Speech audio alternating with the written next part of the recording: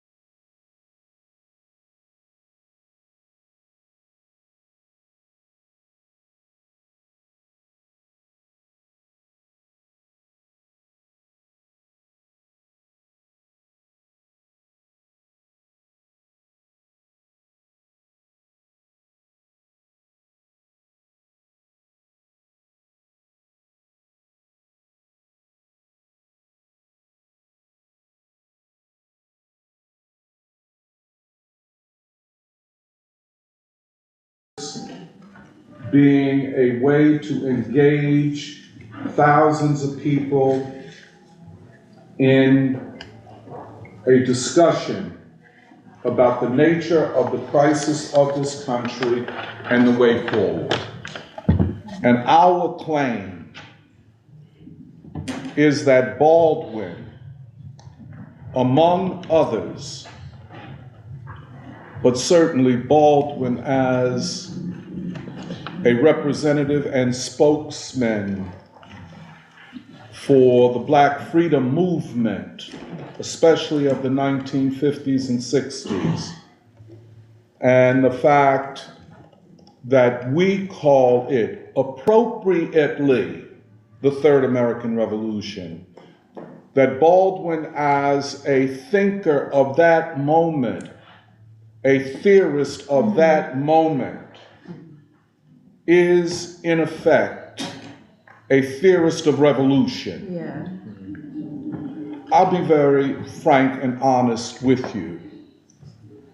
Without understanding the Black freedom movement, what it represented, and its promise for this moment,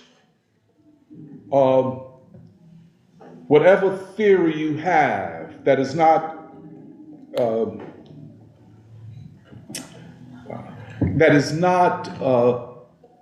taking account of that is not a revolutionary theory.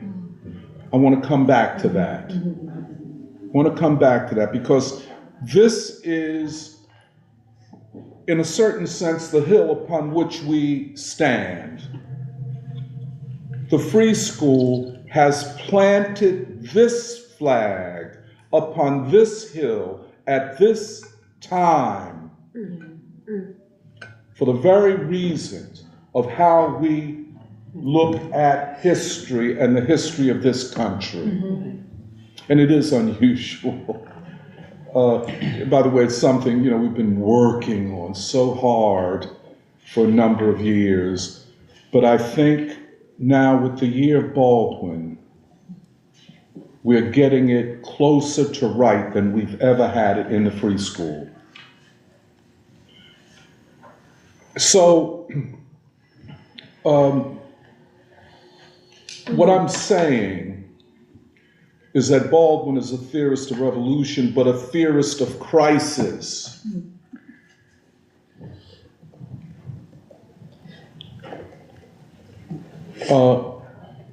A theorist for this time. And I want to just talk a little bit about the political crisis without going into a lot of detail. As everybody knows, Biden deconstructed himself or exposed himself or something like that, at his press conference on Thursday. You know that the Attorney General had set up an investigation of whether or not he inappropriately had taken classified documents when he from the White House or wherever they're supposed to be secured to his home after being vice president under Obama.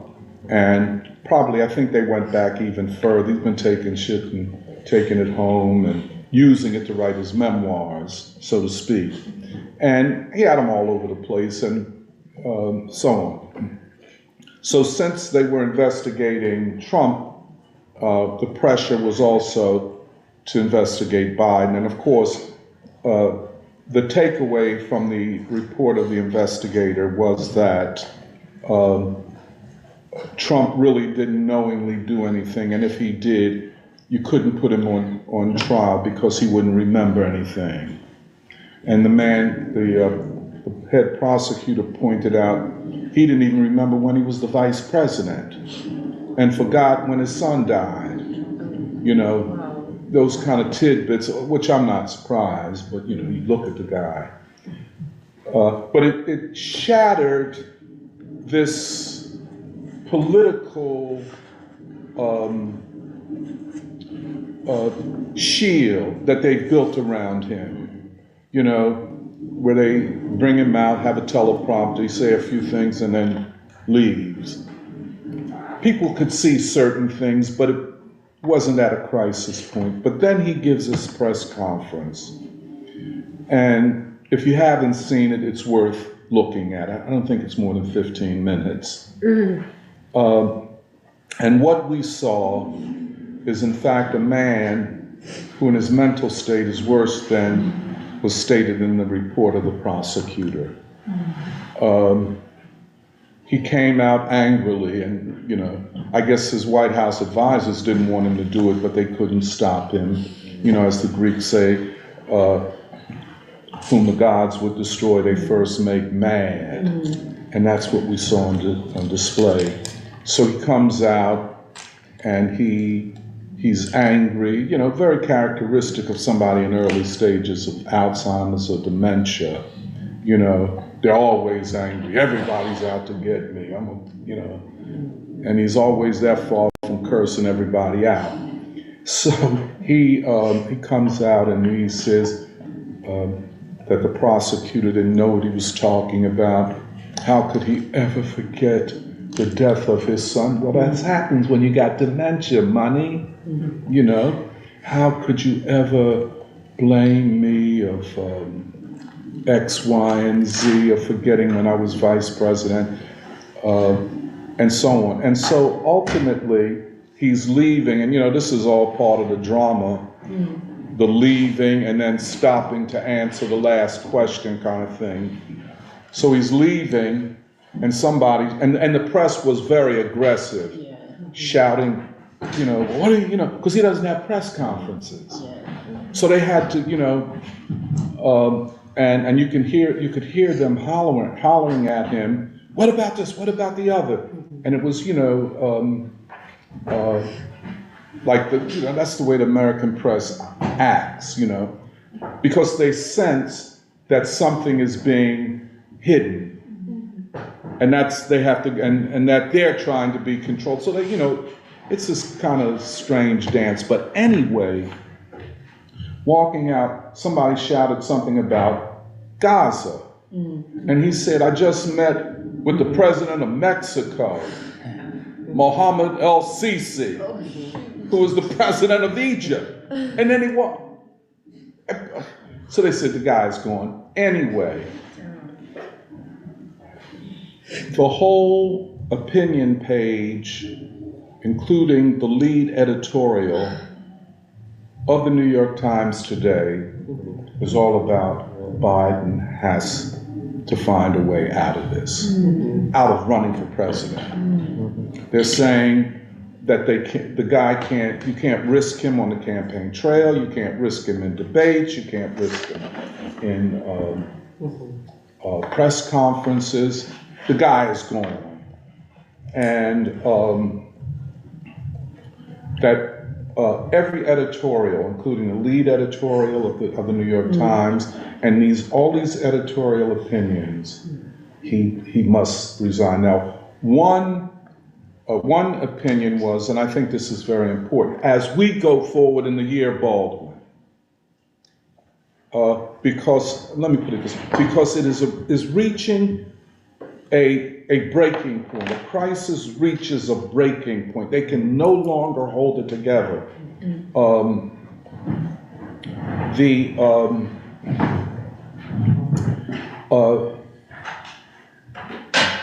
was I going to say? I'm looking again. It's reached a breaking point. So we have to be, in this year of Baldwin, not tailing, but on the advanced edge of all of the political developments, if that makes sense. In other words, as we speak about Marshall. Come here, man. Oh.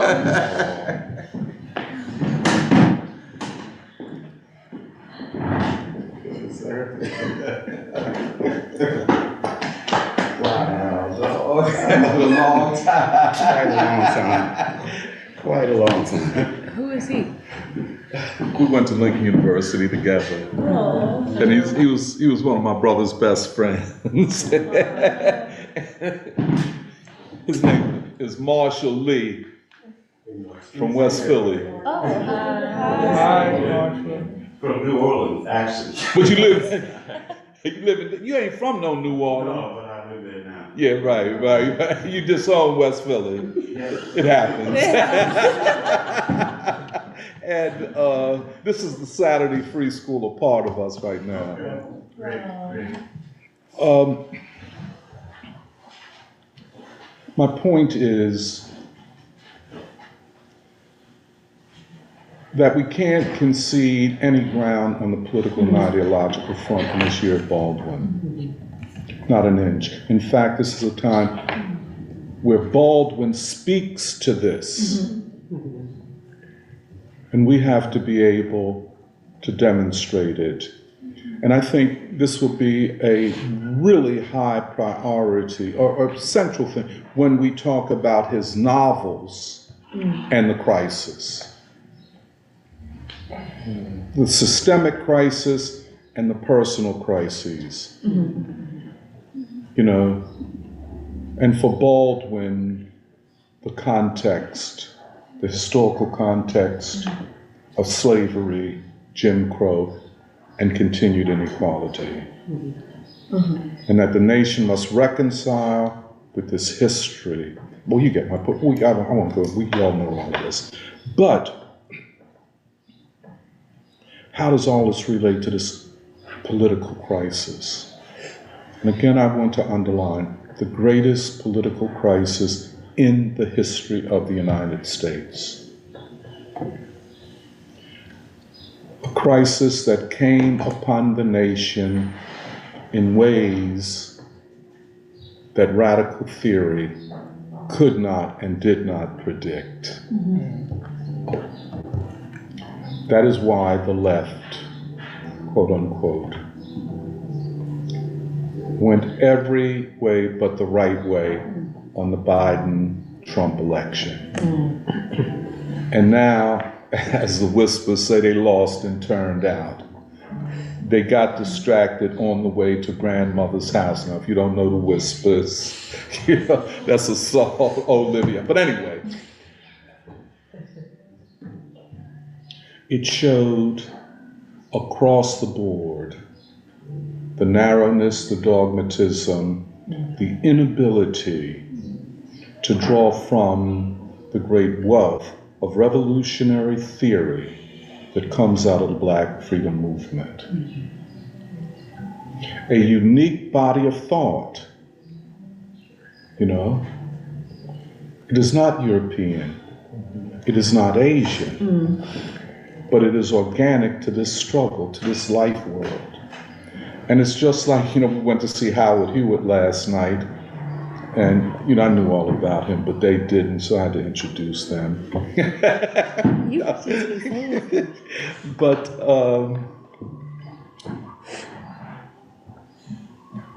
or Patti LaBelle? How do you talk about American music and not talk about her or others like her as the ground? It is the ground. Blues and R&B and jazz, that's the ground. Yeah. And if that is the case in music, why couldn't Baldwin and Du Bois and King be the ground upon which we think about the crisis and the way forward? Okay? Most leftists, be they left liberals, social democrats, alleged communists, socialists, that type of thing, they proceed from a theoretical framework that does not fit the conditions of this crisis and never will. And you know, I know a lot of people say, well, Tony, you used to be down with this. Yes, I was. I'm still partially down, but I recognize it is not sufficient. It is not sufficient. And its insufficiency showed up when they all rushed in one another way to endorse Biden. That was the mistake that probably ended the left as we have known it. You know, it is completely discredited. And, you know, all of those people who were cheering and, you know, slobbering at the mouth when Sean Fain came out for Biden as though that was so good and called Trump a scab and all that shit.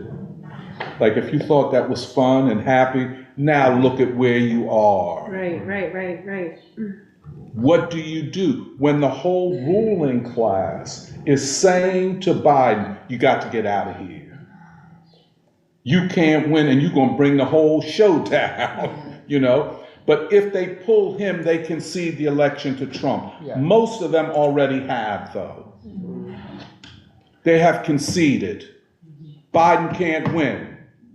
And he will be defeated not just on the basis of his dementia, but he will be defeated on the basis of policy, beginning with the war policy. And believe me, and I think this is something we have to work on in as we go forward in our reading groups and our thing. We have to understand inflation as austerity on the working people. You know what I'm saying? They try to act like, well, inflation is coming down. Well, for the rich it is, but for the majority of people, it remains as bad and maybe worse when you go to the grocery store. People talking about, well, it's not as bad as it was 6 years ago. But somebody said, well, it's as bad as it was 2 years ago. Right.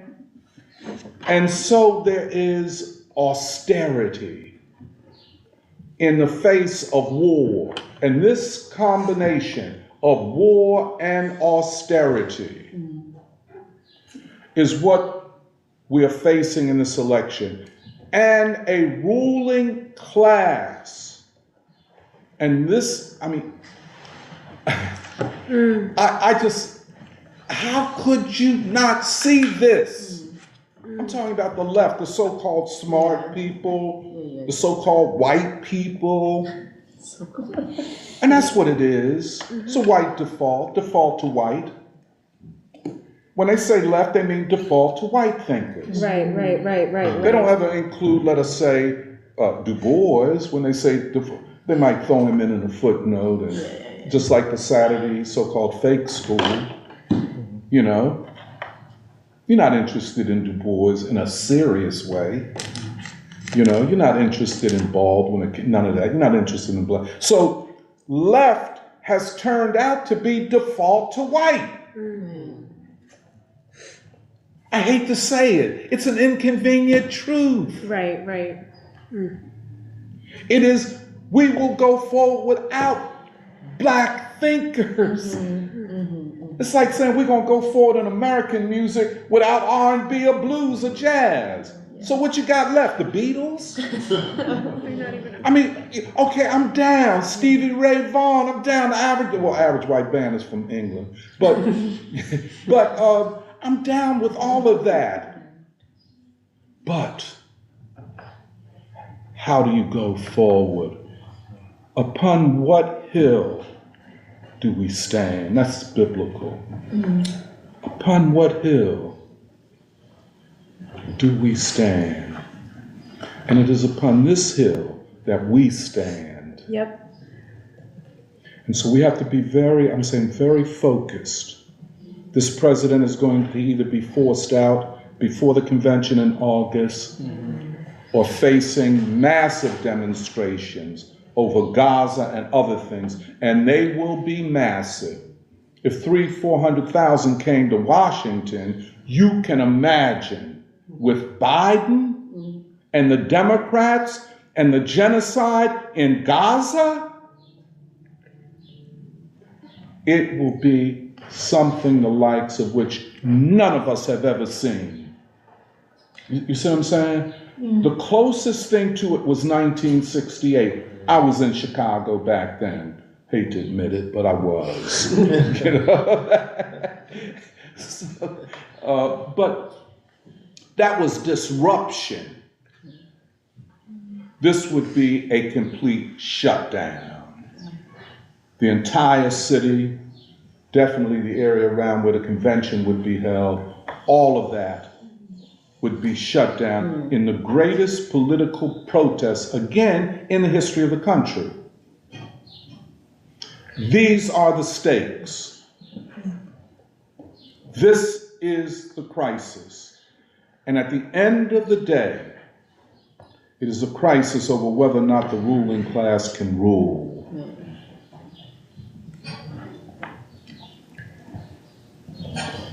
Which means that if it cannot rule, is it a ruling class at all? And if it is not the ruling class, then what is it? And if the ruling class can't rule, what comes next? And I just to think, we can look incrementally or we can look at a sudden collapse. And both are possible. You know, you could get that slow change of things, draw back from war, you know, draw back from the Korean Peninsula, you know, draw back, defund the Israeli regime and let Israel go into a civil war. Or it could be a collapse where they turn on each other, where they destroy their own institutions, where they destroy their own authority. You feel where I'm coming from? This type of internal struggle, while on the bigger front, there is a massive rejection of them. Then you got the other possibilities. You got the possibility of cold civil war. We're already in that. By cold civil war, we're talking about a way of talking about a conflict, a political conflict that has not yet taken up arms. Okay? Well, we're kind of in that. Or it could become an actual civil war. Or are we in a pre-revolutionary situation? I don't want to use that word too much because it carries too much weight right now for me. But it has to be considered. It has to be considered. Or prolonged chaos, where the country becomes increasingly ungovernable. This is the world in which we will live, the choices that we will have to consider, and the ways that we must realistically think about the world as we celebrate the 100th anniversary of James Arthur Baldwin, God's Revolutionary Voice. So for a lot of people, they would think, well, oh, it's so nice to commemorate Baldwin. And it is. It's a nice thing. It's a good thing to do. To educate people about Baldwin. Beautiful thing. Right. You know, but that's not what we're doing. Right. You know, that's not what we are doing. And we must be mindful and responsible as we go forward. Anything I need to say? You know, we were at a concert last night, and it was really great. Howard Hewitt, all black people. And this is what you got to recognize in America. No matter how great a black artist is, their audience is always all black people. There is no equal to Patti LaBelle alive. You go to her concert, all black people. Well, they had a few white people at hers, you know. But you say, well, you see, what do you recognize as valuable? What has value, just in the artistic sense?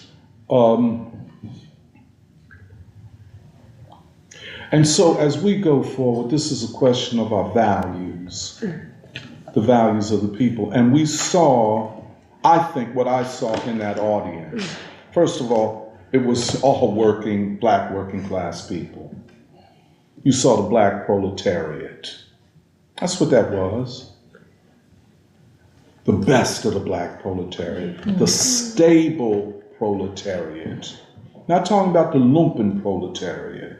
There wasn't a lumpen situation, you know, wasn't no gangsters and all that shit. No, these are people that pay for their tickets, work every day.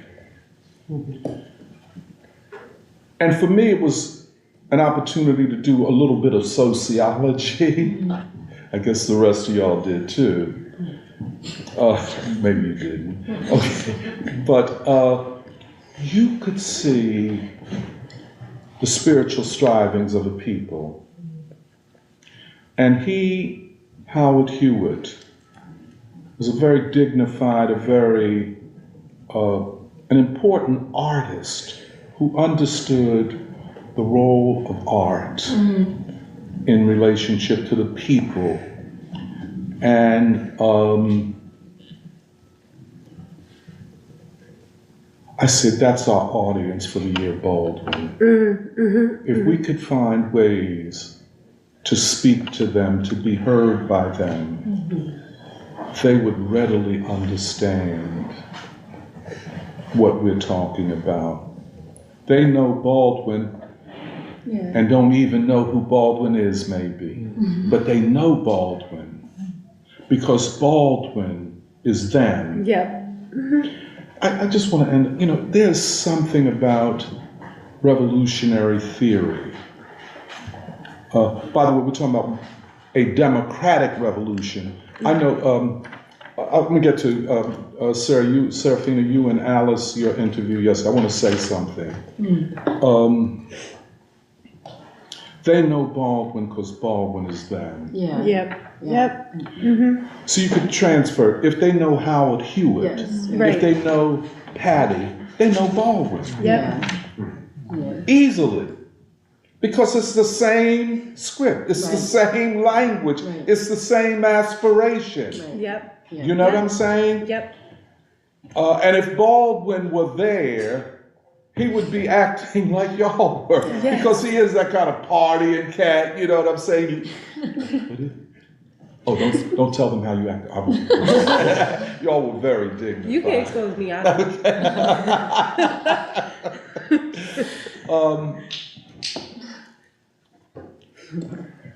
They know Baldwin. All they need is to hear the totality and magnitude of what Baldwin was saying. That's all. And that is the advanced nature of the black proletariat. I don't know, and this is not dogmatic rhetoric, etc. Every instance that there is where they can express their aspirations, they do. They do, in a very advanced way.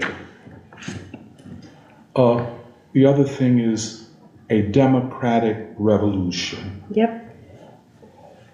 We have to emphasize that. That's what Billy Bob and them were asking y'all. And see, a lot of people, I think the guy from Hungary, he wanted y'all to say that Baldwin shows us the way to socialism. Yeah, right. But that's not the answer. Right. Because the path that the US people want is the path to a greater democracy, Yep. a different nation, a new people. And this notion that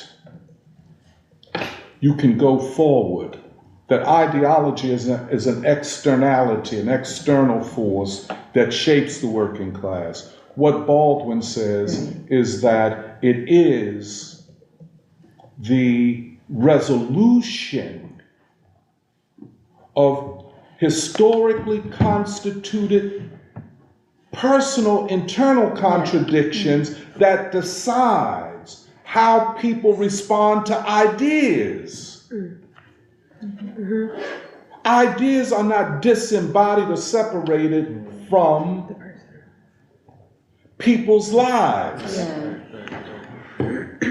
I don't care where you go. Like last night as an example. Right.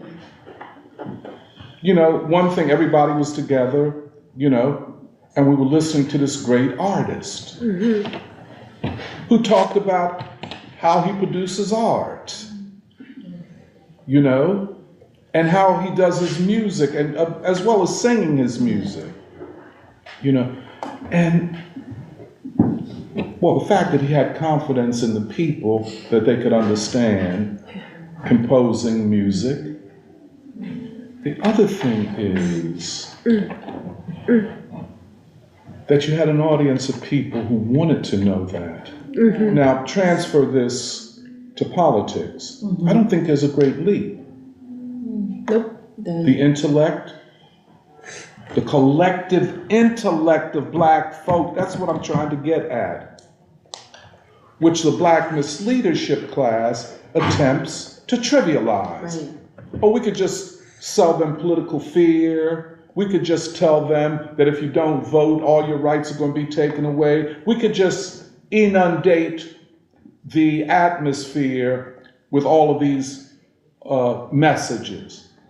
Well, that's the way they think they can use black people and have used us for 40 years. And now we've had it up to here. We don't want to be used anymore. You know, it's like, come what may, we're still not going with Biden. And that is a growing consensus. But what do they aspire to? And this is where we have to come into the picture. The aspiration is for a new democracy. That is what they're talking about. Now people say, well, how do you get there? Well, it is not on one group of people to decide that. There will be people throughout the country, in cities like this and other places, who will discuss and debate how this moves forward. Happens in every revolution. Don't look at the documentaries. They're not accurate. You know, the storming of the Bastille, the storming of, well, they didn't do that much storming. You know, there was more going on. Okay, I'm gonna end. I'm talking to you. This is, we're in our final days, so we're gonna discuss what our details are.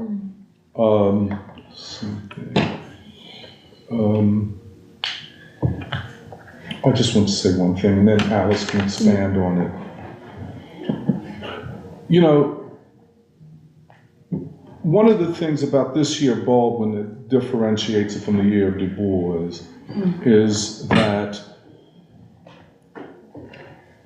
we have attempted to build a unity of important institutions, churches, museums, libraries, and so on, mosques.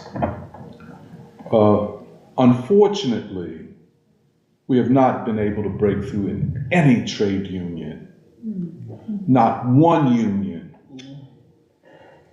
And that says more about them than about us. We can talk more about that. The social democrats, the so-called communists, so-called left, have the unions on lockdown. There ain't no debate. There ain't no discussion of anything. It's a top-down hierarchy. But that ain't working because working people and members of the unions ain't into that no more. They want freedom of discussion, freedom of thinking. But we've built with many institutions, and Alice and I had the opportunity to meet with the pastor of the church that I grew up in. And I was never more proud of my church, even though I haven't been for decades. I have to say, I left the church, but the church didn't leave me. Yeah. You know? And it's a very nice building, but once you're inside, you can see the modesty of it. The preacher's office was very modest. I mean, not even as elegant as this room, I would say. And he was very modest, and his secretary also. I couldn't believe what I was hearing. He literally not only agreed, but spoke as though he was speaking to the year of Baldwin. He said things before we could say them.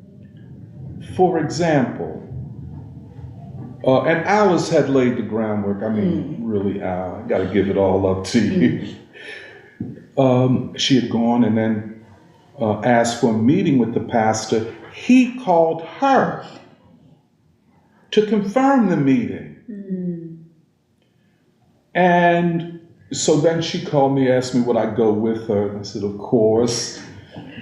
And I knew him because he preached my mother's funeral. And I knew him as an intellectual. All preachers are not intellectuals. He is one. He agreed to the Year of Baldwin. A great idea. This is what we need. And this was his reasoning.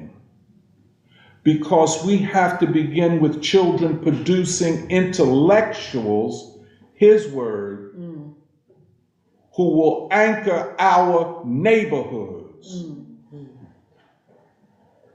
Well, you know, my mind is then going to everything, you know, including a literacy campaign. That's what he was talking about.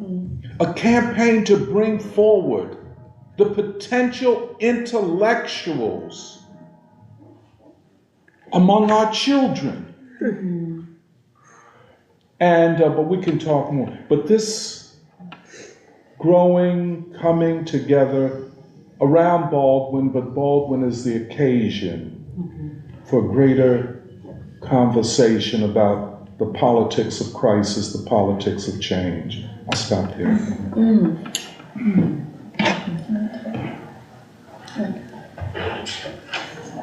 Well, I feel like I always lean towards more logistical things. Actually, I can talk. I'm just worried about getting emotional, that's why. That's one thing I learned about Chinese. Y'all are very emotional. I never knew this.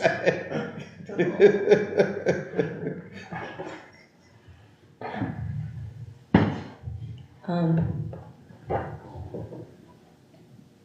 oh man, I thought. Okay. I'm very emotional because when Doc and I had gone to Zion Baptist Church together. Actually, there were a series of events that had come before that gave me a lot of. It essentially showed us how rights, essentially the free school, has been in anchoring ourselves in King, in Baldwin, in Du Bois. These concepts of we are one people connected in a single garment of destiny. And it's through these experiences that they're real. So actually last year I had gone with Eddie to the centennial of Reverend Leon Sullivan at Zion Baptist. And when we had gone there, we had known some of his history that Reverend Sullivan had in the city of Philadelphia at Zion Baptist and the impact that he had had. We had studied this history where he had led and organized 400 ministers in Philadelphia to not shop where they couldn't work at, Black people in America or Black people in Philadelphia. And that's not an easy task. 400 ministers is not an easy task.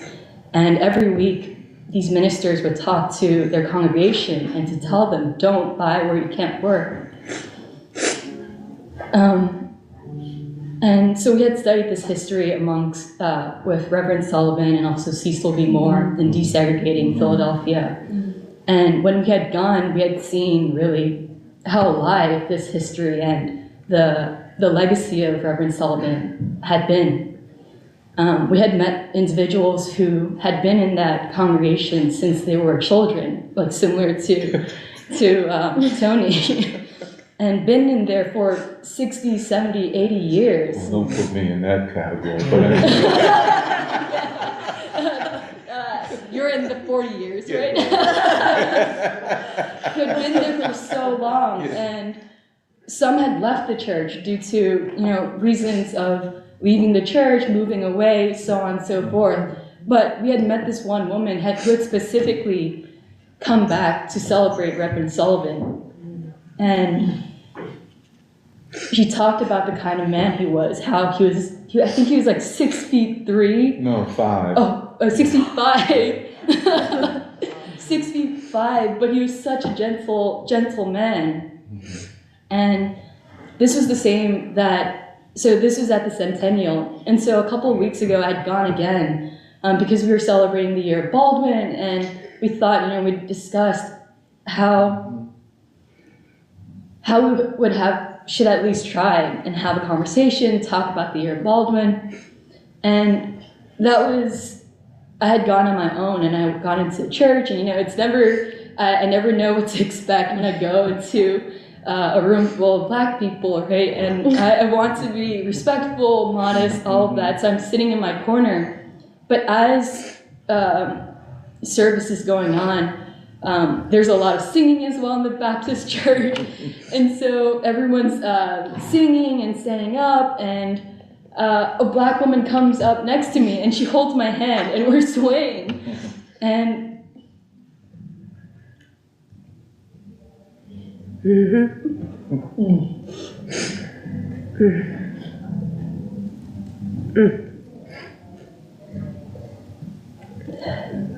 and actually that ended up being the administrator that spoke with Doc and Pastor Roman.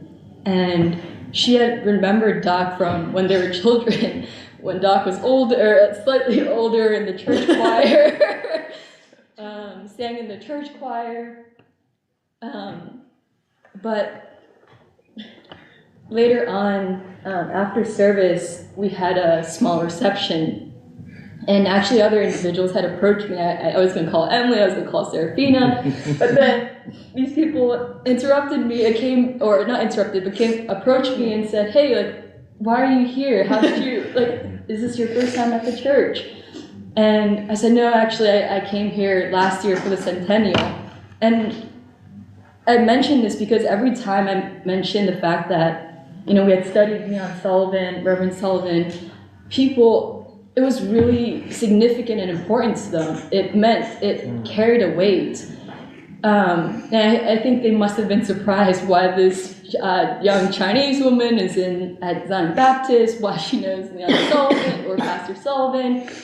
And it was similar to the Centennial where actually Brenda, who also knows Tony, Brenda was saying how, the reason why I came up to you is because growing up in this church, Reverend Sullivan always made it a point for us children to go to the other churches, the other mosques, the other temples. And the idea is that he wanted to instill that we are all the same. Actually, when you talk and are in communion with one another, you learn that you're all the same, regardless of race and color. And that's why I came up to you.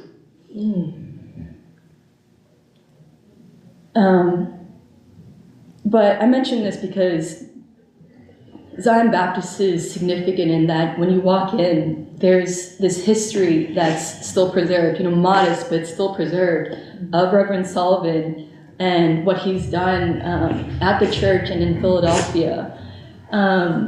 And it's also carried in the people that are in that congregation too, the way that they had welcomed me, and the way that Pastor Roman and Amanda, as we were talking, as Tony and I were talking about the Year of Baldwin, it wasn't just Pastor Roman too, it was Amanda who was sitting there and listening to us.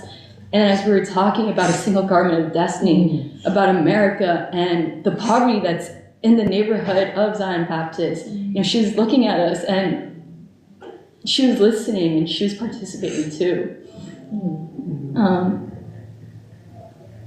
And I don't take it lightly, the fact that Pastor Roman and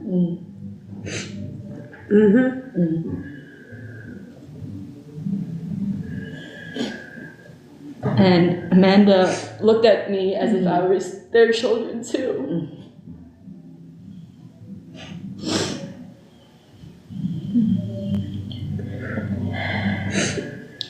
Yeah.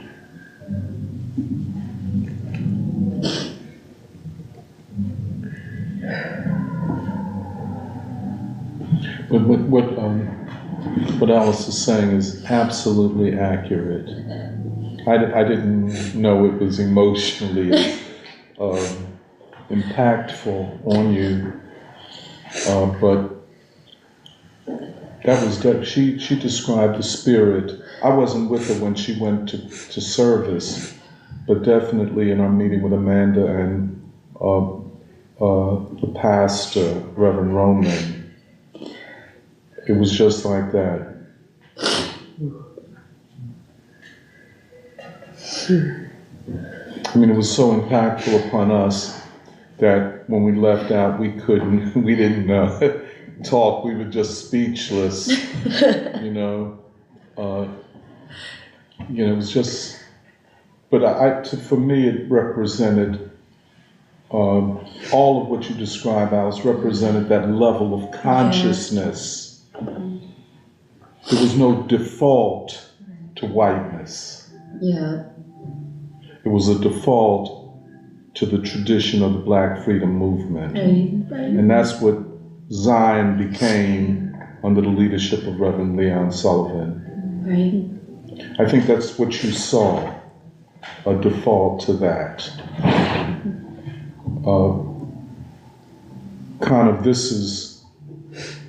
This is the way we practice Christianity. You know what I'm saying? Yeah, well, that's what Alice was saying is also like Alice and what you were saying, Doc, is something I only realized over the past week as I got really stressed about this documentary compilation, and I just like completely immersed myself into Baldwin's. It's different reading Baldwin and then watching him, and all these videos, something I realized, and like it was funny because hearing Doc talk and then Alice talk, and even going to the concert last night, like I was doing sociology, okay? I wasn't just partying, I was doing sociology. No, you were doing, oh, sorry. But it's this thing where I think for a long time, and I think people misunderstand Baldwin like this, people think that Baldwin is somehow exceptional, like separate than Black people, exceptional, special. When actually, I thought the same thing. I really felt this when you were talking, Doc, where it's not that Baldwin is special and that he's separate from Black people, but that he's special because he actually exemplifies and represents something very ordinary in Black people. It's a Black tradition. And it's why Baldwin always makes it a point to say, see, there was a curse. There was, like he says, there was a curse in America. Slavery is a curse. And why can't you see that you, white people, cannot save me, save anyone, save the world, but it's actually, we can save you. And we've had it this whole time. Right. And it's this thing of like, actually you hear it in Howard Hewitt too. I feel like, again, people always want to trivialize Black music, Black thinkers, Black thought. That it's not revolutionary, that the best it can be is like radical or like, oh wow, very smart, very sharp, but it cannot be revolutionary. And actually, it was so interesting because Howard Hewitt, humble. He's not at a big stadium like a pop star. He's not small venue because it's almost like he's a secret. He's a secret that no one wants to recognize, and people are okay with that, right? Because like, all right, if you don't want to be saved, then like, if you don't want to be saved, then like the Honorable Minister Louis Farrakhan says, the Armageddon's gonna come, and you're gonna fall down with it. You know what I mean? It's that thing of like, hey, like Howard Hewitt, the music, he explained it. He said, you know, I was at the end of my third marriage, and when I was writing a song, and it's the song Enough, he talks about it where he says, he's like, there's a line where he says, are we gonna be honest, are we gonna be committed, still stay committed to honesty enough to realize nothing is enough, and enough is enough, like let's end this, like we gotta move on. And you know, that's the loving thing to do. And I think a lot of people would trivialize it and be like, oh, it's just a personal thing. Relationships, divorce, personal. No, but in some ways it's Baldwin. That's what Baldwin's saying. Hey, when only you can know yourself, face yourself, be committed to honesty enough to make the hard decision, which is the right decision, which is the loving decision, which is to separate. It's Baldwin saying that's the secret, actually, to revolution. That's the secret to something political. And it's exactly that white people do not know how to face themselves. They do not have to know themselves, that they try so hard to create inventions of the N-word, inventions of we must save the world. And so I don't know, I guess this thing of, and I also, it was really moving hearing you guys talk about Zion Baptist Church because like Howard Hewitt, Baldwin, they're both artists and intellectuals. They have something. They both speak from something very ordinary, yet it's almost a secret that Black people, we've decided, like, white people, you don't deserve it yet. You don't deserve it until you're ready to say you're worthy of it. You know what I mean? Like, yeah. It's like that sort of thing. And so, yeah, and so, like, but Baldwin and Howard Hewitt and you could name so many people, ordinary people in that, artists, intellectuals, and that Pastor Roman was like, we need, like, our task is to produce intellectuals. Like, our task is to produce intellectuals who can help anchor this neighborhood. And, like, I don't know, and I feel like that's, and I also just wanted to bring up, like, put us in the mix of just, like, I don't know how to say it because it's actually really, because, like, yeah, we're being live streamed, but, like, I just feel like the vibe right now, us talking to each other is like, I'm talking to you like my cadre. I'm talking to you like I don't even like saying comrades because people in my union flip that word around and it's like so watered down. But it's like I don't know how else to say it, but it's like we're revolutionaries. I don't want to be an activist. I don't want to be an organizer. Like we're revolutionaries here, and I really see it in the sense of like with the people of Philadelphia read James Baldwin, like what Doc was saying last week about it being a literacy campaign. Like I'm a revolutionary. I want to be a revolutionary, and what I mean by that is like the way SCLC, CORE, SNCC, all these young people, nameless, will never be written, their names will never be in the history books. Children will not know their names, but they will forever be known in the work they did going into the South, the literacy campaigns, which were not just about reading and writing, but about like bringing people into this movement of like preparing ourselves to take power by changing the way we see ourselves and are with each other. And I really appreciate this, that we get to spend this free school preparing ourselves for this new year, this year of James Baldwin, because there's a vacuum. We've talked about a crisis of legitimacy for a long time, but there's a vacuum, and like you said, Doc, the question is no longer whether there's a crisis or how deep the crisis is. There's a deep crisis. The question is what's next. And whether we can face it or not, I know some of us may feel scared. Like, I feel scared all the time. Like, I feel like every day I make peace with God. Like, every day of my life, since I moved to Philly, actually, it was from my last breakup. But it's really when I actually became free. But that's another story. I made peace with God of, my role in this lifetime, which is, I'm a revolutionary. I want to be a revolutionary. And whether other people underestimate us or maybe deliberately want to underestimate us because we're so dangerous because of what we do and who we speak of and the tradition we put ourselves in, we are going to play a huge role in getting people to think about what's next. And there's something very important about us talking about Baldwin the way we're talking about him in this moment, because like I said, this documentary that I've been putting together, Baldwin has it all right, and there's something so important that Baldwin speaks, and this is something Jeremiah told me. He was like, you need to make it clear, be explicit in some ways in the way you're putting it together, that Baldwin, we're not talking about Baldwin just the writer, we're talking about Baldwin, the voice of the civil rights movement, Baldwin, the witness for the civil rights movement, which means the witness for revolution, the witness for the future, a prophet. And he even says it.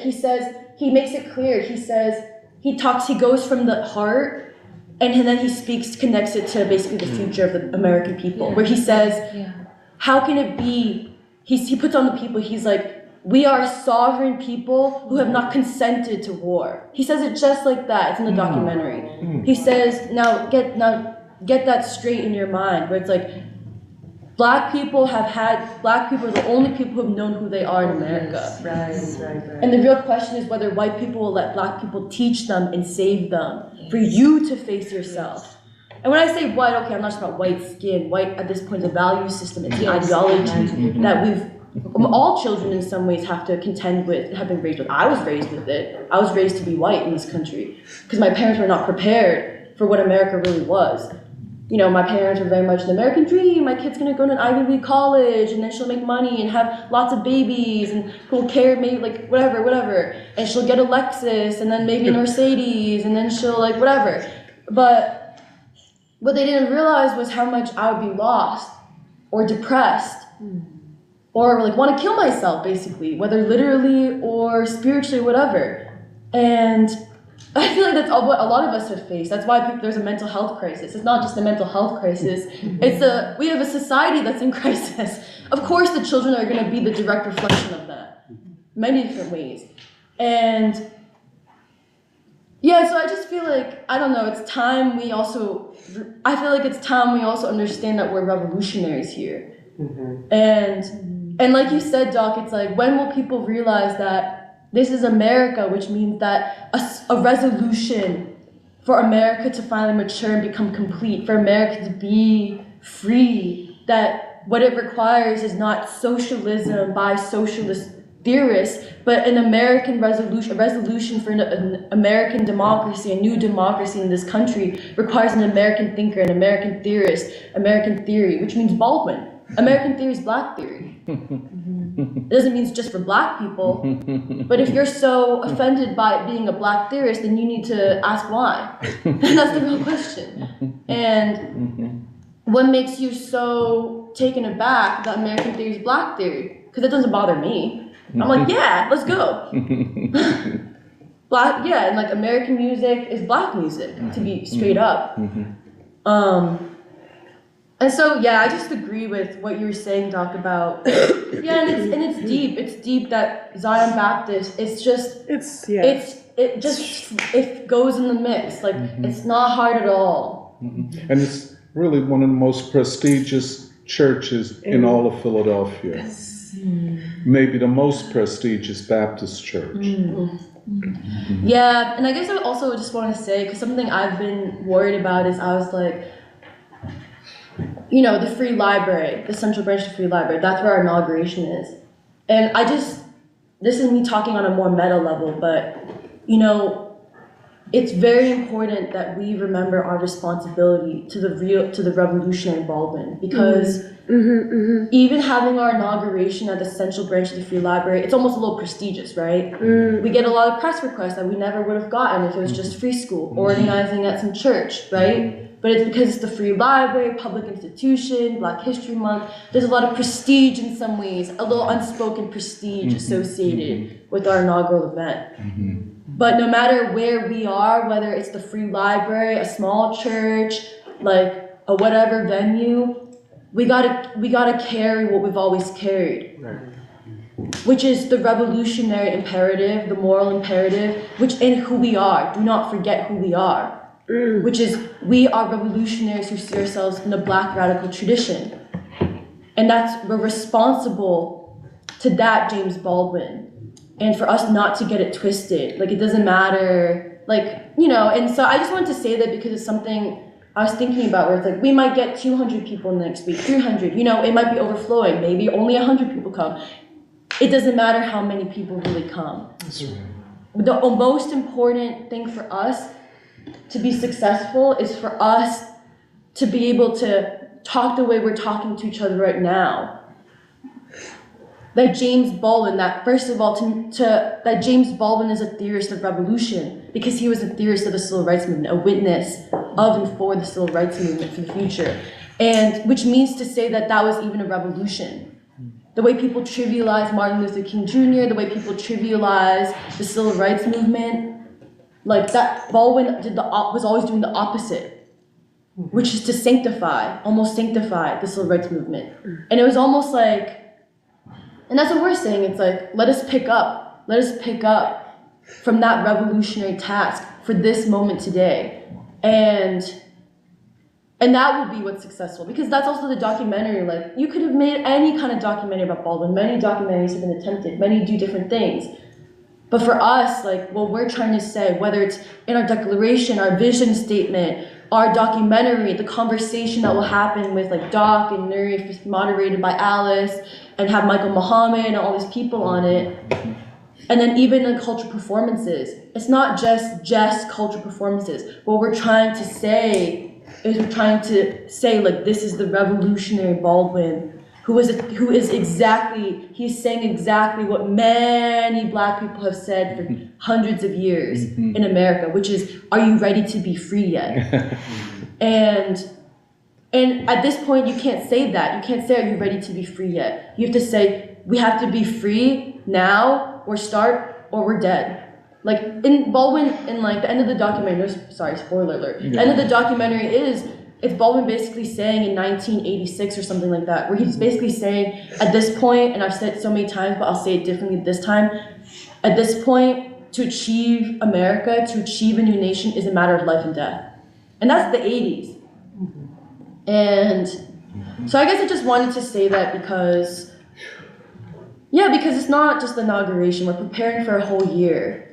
And even with like the reading groups of the people of Philadelphia read James Baldwin, don't bend, like, yes, you'll have lots of different people coming to these reading groups, but there's one thing we won't bend on, which is so important. There's one thing to make, not just not bend on, but try to keep saying in many different ways, which Baldwin was always doing with all these different interviewers, which is like, this is who free school is, this is like what we mean by James Baldwin, and this is what we think the people like require. And theory is not just like, I feel like people also think theory or ideology is just, like you said, an external dogma to place, but actually theory comes from in you and how you're processing the world around you or reacting to the world around you, and then what you do with that. What you do with it, and then how you change, how you start changing it.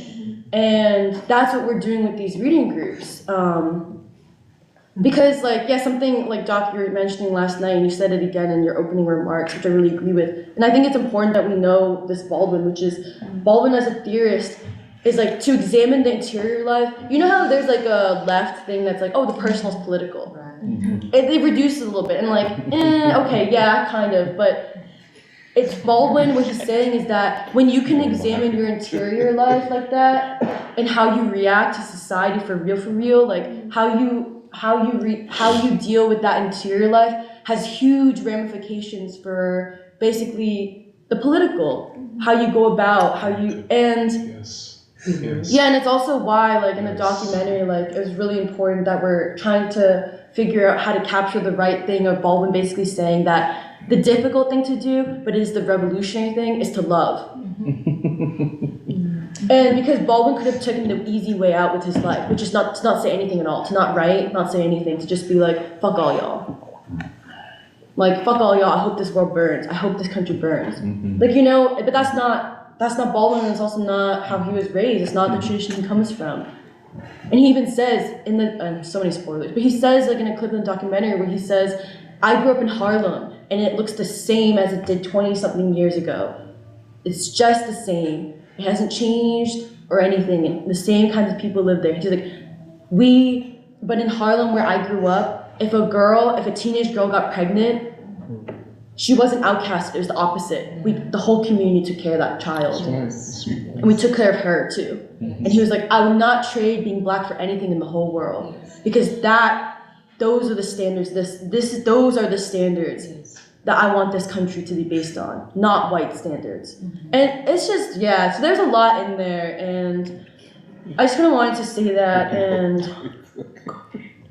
and also like how important I think it is for us to view like this literacy campaign, that our reading groups as part of a literacy campaign.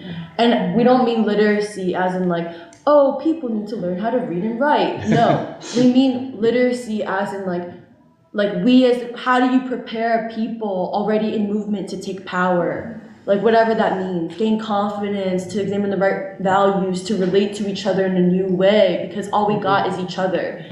And also how to see yourself. And literacy is much deeper than just reading and writing. And I think it's really important that we feel a sense of responsibility to that James Baldwin, to the revolutionary James Baldwin. And it's also me just giving all of you in this room and myself, like, just the self-awareness of we're doing something really important no matter what people say. And we're doing, and in any backlash, hypothetical backlash, any backlash we've gotten in the past or moving on forward is because we're doing something very dangerous, which is the revolutionary thing, which is the thing that can actually free this country. And I really believe in that. And just to, even what you were saying earlier about reading and writing, like one of the locations that we'll be at for the reading groups is at South Philly High and West Philly High. And one of the problems is that actually children nowadays aren't always taught reading, writing, and it speaks to crisis, the level of crisis in our society. And then I think that is one dimension that will have to be addressed in the different reading groups. But I also agree, which is, we've talked a lot about what exactly even is the purpose of these different reading groups? How do you approach, like, what is the pedagogy of teaching? Are we teaching, or what is teaching? And how do we as free school also approach whoever comes to the different reading groups, whether it be those who are younger, those who are older? And it is like what we mean through Baldwin as well is, how do you also empower people too, or because one of the facilitators for the high schools is Brandon Doe, and he works in the South Philadelphia high school system, and so he encounters high school students every day, and he hears stories or he hears accounts from his students where they tell him, actually, I was just in the library and the librarian just told me that I won't amount to anything. And, the librarian. Yeah, the librarian told this kid that they won't amount to anything. And what does that happen to children in our society that are being told that they won't amount to anything? It's the reason for what we see in our society where, students do, and this is something that Brandon says, which is the students do lash out. They're angry and they're pessimistic about the world, and they don't see a sky for themselves, which is what they can envision to and how they can be part of this democracy of America. And I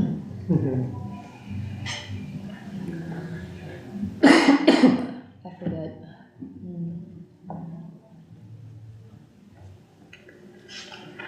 But these reading groups will be at different institutions throughout the city, and I do think as we've even been reaching out to different institutions, talking about what we're envisioning, what we hope to do, how we hope to partner, there has been a very apparent gap that this doesn't exist. No one else is doing this. No one, first of all, teaching reading and writing, and then also talking about Baldwin.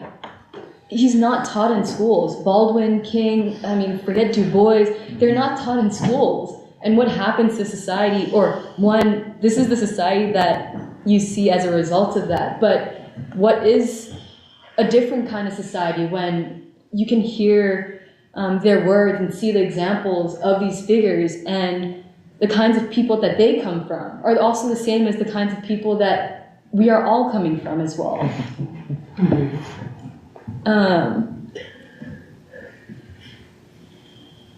And I know, I guess in just a moment we'll talk about the structure of the inauguration, and then also the different reading groups and the rest of the year as well. So. Can I just add to what you guys were saying? I think as you guys were talking, I was reminded of one of Baldwin's speeches called "The Free and the Brave," where Baldwin starts by saying, he quotes from Nietzsche, "Thus spoke Zarathustra," where it goes. By the way, Reverend Roman quoted from "Thus Spake." We were meeting with him. Yeah, but it's probably the same quote. It's like the one where I stand before the highest mountain. I stand before my highest mountain and before my longest journey. And therefore must I descend deeper than ever before I have descended. And I feel like that's kind of like us right now, where it's like, we stand before our highest mountain. Right. But I just wanted to You can tease that out a little Please. Yeah, you didn't say enough. Just in the sense that we're at the start, the new year of Baldwin, but we're going headlong and unafraid into the depth of the crisis. And we're not running away from anything, but we're running towards it. And I feel like it's just really beautiful, and I'm very excited on many different levels, but partially because it's like Baldwin in this time is like a lightning rod for everything that we've already been talking about, but a lightning rod for the people to come together. Right. And I see what we are doing with the literacy campaign, like that framing of it, but it's like part of what we are trying to accomplish is to unleash a democratic process amongst the people of Philadelphia through reading and talking about Baldwin. In the sense that if part of what Baldwin speaks to is the crisis of American empire and what becomes of a people, like what journey must they go through to navigate that place from being an empire that has basically hitherto like not existed in that way in almost human history, and then how do you navigate that process from being an empire to a new country, like a new nation? And Baldwin speaks to that, but part of what Baldwin, like what bringing Baldwin to people does is he puts that question directly in your face, and it becomes a question that you have to deal with, where it's so clear that we're living through a crisis of American society, but also a crisis of essentially American empire, and how will it be resolved? And that can only be resolved by the people actually taking this question up on their terms and saying, we will figure this out, we will discuss this, and we will work out this question. And I think also in that sense, it's like, yeah, part of what I think is really powerful about what you guys have been saying is that simultaneously, we're trying to find the revolutionary kernel of Baldwin and keep that in our hearts, but also find the revolutionary kernel of what we're actually doing on a political level. And in that sense, it's like even bringing up Baldwin, but also like Alice was saying, like bringing up people like Reverend Leon Sullivan, it's like also we are trying to tap into what is the people's revolutionary memory and consciousness, because it's like, especially at a point of crisis, it's like a people's memory of like a past revolutionary period becomes kind of a resource for the people to engage in a new period of revolutionary struggle. And I think the last few things that I was thinking about were, I was thinking about two of Baldwin's books of essays. The first one was No Name in the Street, or no, the first one being Nobody Knows My Name, and then the later one being No Name in the Street. And I was thinking about why he chose those titles, and this is just like me conjecturing a little bit, but part of it is that when Baldwin says nobody knows my name, he's saying America does not yet know me. Right? It thinks it knows me, but it doesn't actually know me. And he's talking about himself as like a black man. But the other part of like when he says later no name in the street, that's him saying you may not know me, but I am everyone. I am the ordinary person. I am the anonymous person, the person who is not named and who is not known. But I am everyone, and I live inside everyone. And that's part of what I think you guys were saying about even, going to the concert last night, where like Baldwin, maybe part of the task is, can people recognize Baldwin? But the other task is that can they recognize Baldwin inside themselves, where he already lives, and where the civil rights movement has already implanted something or planted something deep in people's consciousness, which has yet to be fully expressed. Because like our generation, I think especially, we are children both of the Third American Revolution, but also children of the Counter-Revolution. That's right. So it's also our task to figure those things out. And the last thing I want to say was, in a lot of ways, I was trying to think of how do you conceptualize part of what we are trying to achieve, which is the building of a movement which is organized around figures who are no longer with us. Right? Because that is a very unique and particular kind of revolutionary task. And actually the best analog I could find was the building of the early church. Like basically in the midst of the Roman Empire, in which like literally the church was organized around, the Christ figure, but Christ wasn't actually there anymore. But it's like, how do you organize and build and ultimately Christianity was part of what took down the Roman Empire from within too. And I guess that's arguable, but like the building of something in the midst of an empire in crisis, but also a movement which is organized in its central principles around figures who are not here anymore, but they are still essentially like king. Like we don't basically our conception of things is that actually king is still the leader of the American people. Baldwin is still a leader and a figure and a voice of the American people, and like. In some ways, that's part of the uniqueness of the historic moment that we find ourselves in.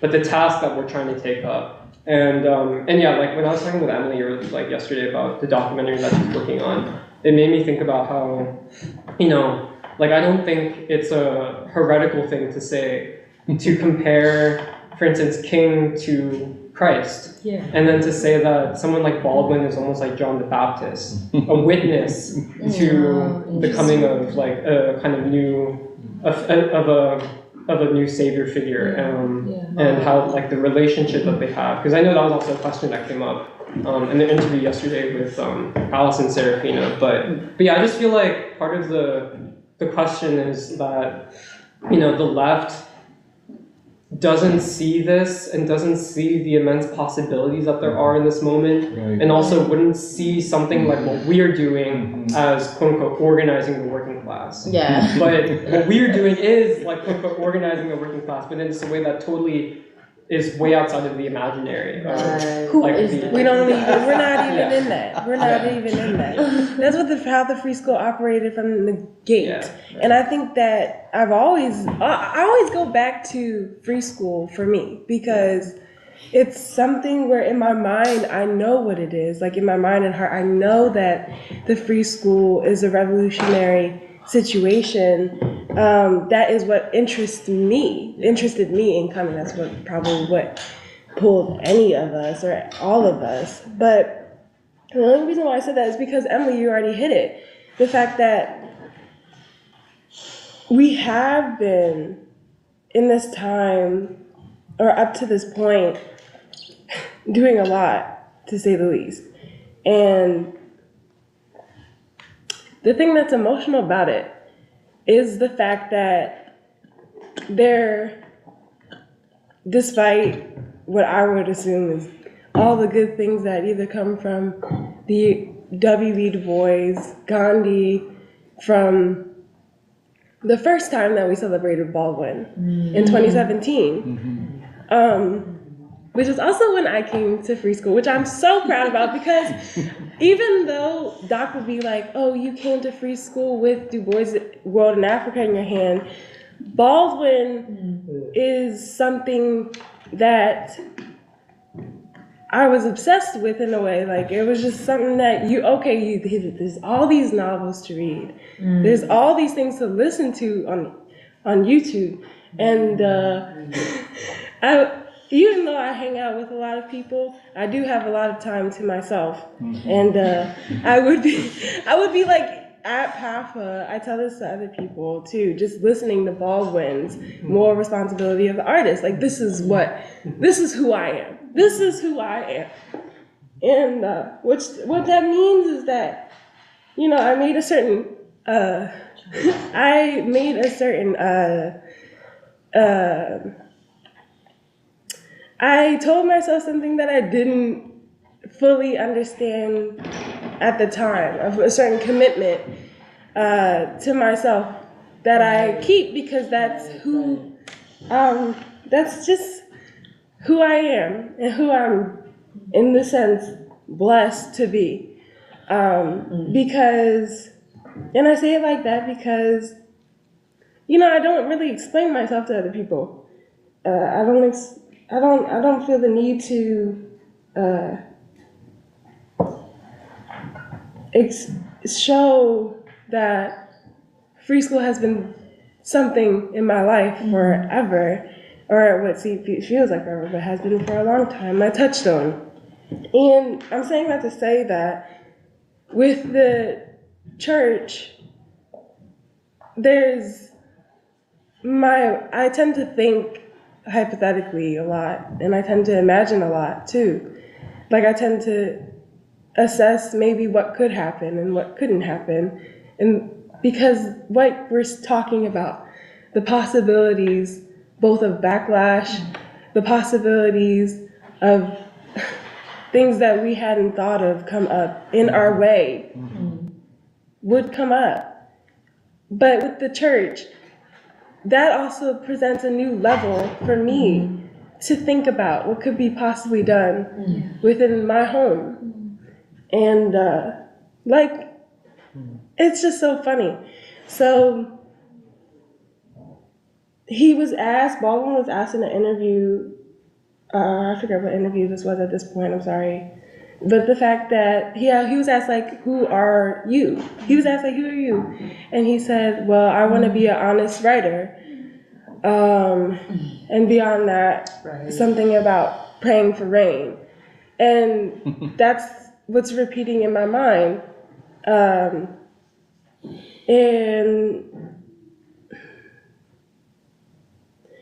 with everything, I agree with what Emily said in the sense of that I am speaking to everybody that honestly I don't really know all that well, and I'm getting to know everybody here.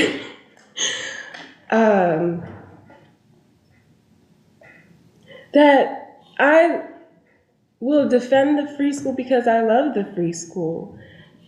And the free school can be carried if probably I wasn't here, but I'm here to carry it because there's really nothing else I want to do. There's nothing else that I really think that I can do or to limit myself in a certain way. But that's to say that I love every single one of you that's in this room, in a sense. I think that we've also gone through specific transitions. The question of the left is also what we think about. We come from different places as that in that regard. What is a revolutionary? What does it mean to think or to know that, like, who is Lenin? How do I relate to Lenin? All the questions that we come in, the baggage that we come in with. That's what I'm referring to as the journey that we've all taken to be at this moment in time and commencing the Year of Baldwin. And I'm only saying that because this was also something that comes out of me and Shantanu have been working on the podcast. And we were talking about it was so funny. We, meaning me, Shantanu, Purva, Crystal, Neha, it feels like others, but it really wasn't. We're working since December, by the way, because I guess we got nervous, or maybe we just felt like there was time that we needed to use to prepare for the podcast. And we are going to, after the inauguration event on the 18th, do our first episode where we also discuss the vision statement in particular.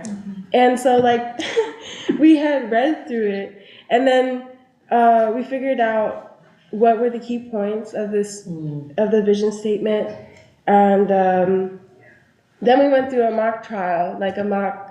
I didn't mean to say trial, but A rehearsal. yes, a rehearsal. That's what I was thinking. It was like theater. If anybody was in theater, this is what this was. And I always wanted to be in theater because the only thing that really made me jealous about theater kids, which is my brother, he was in theater, right?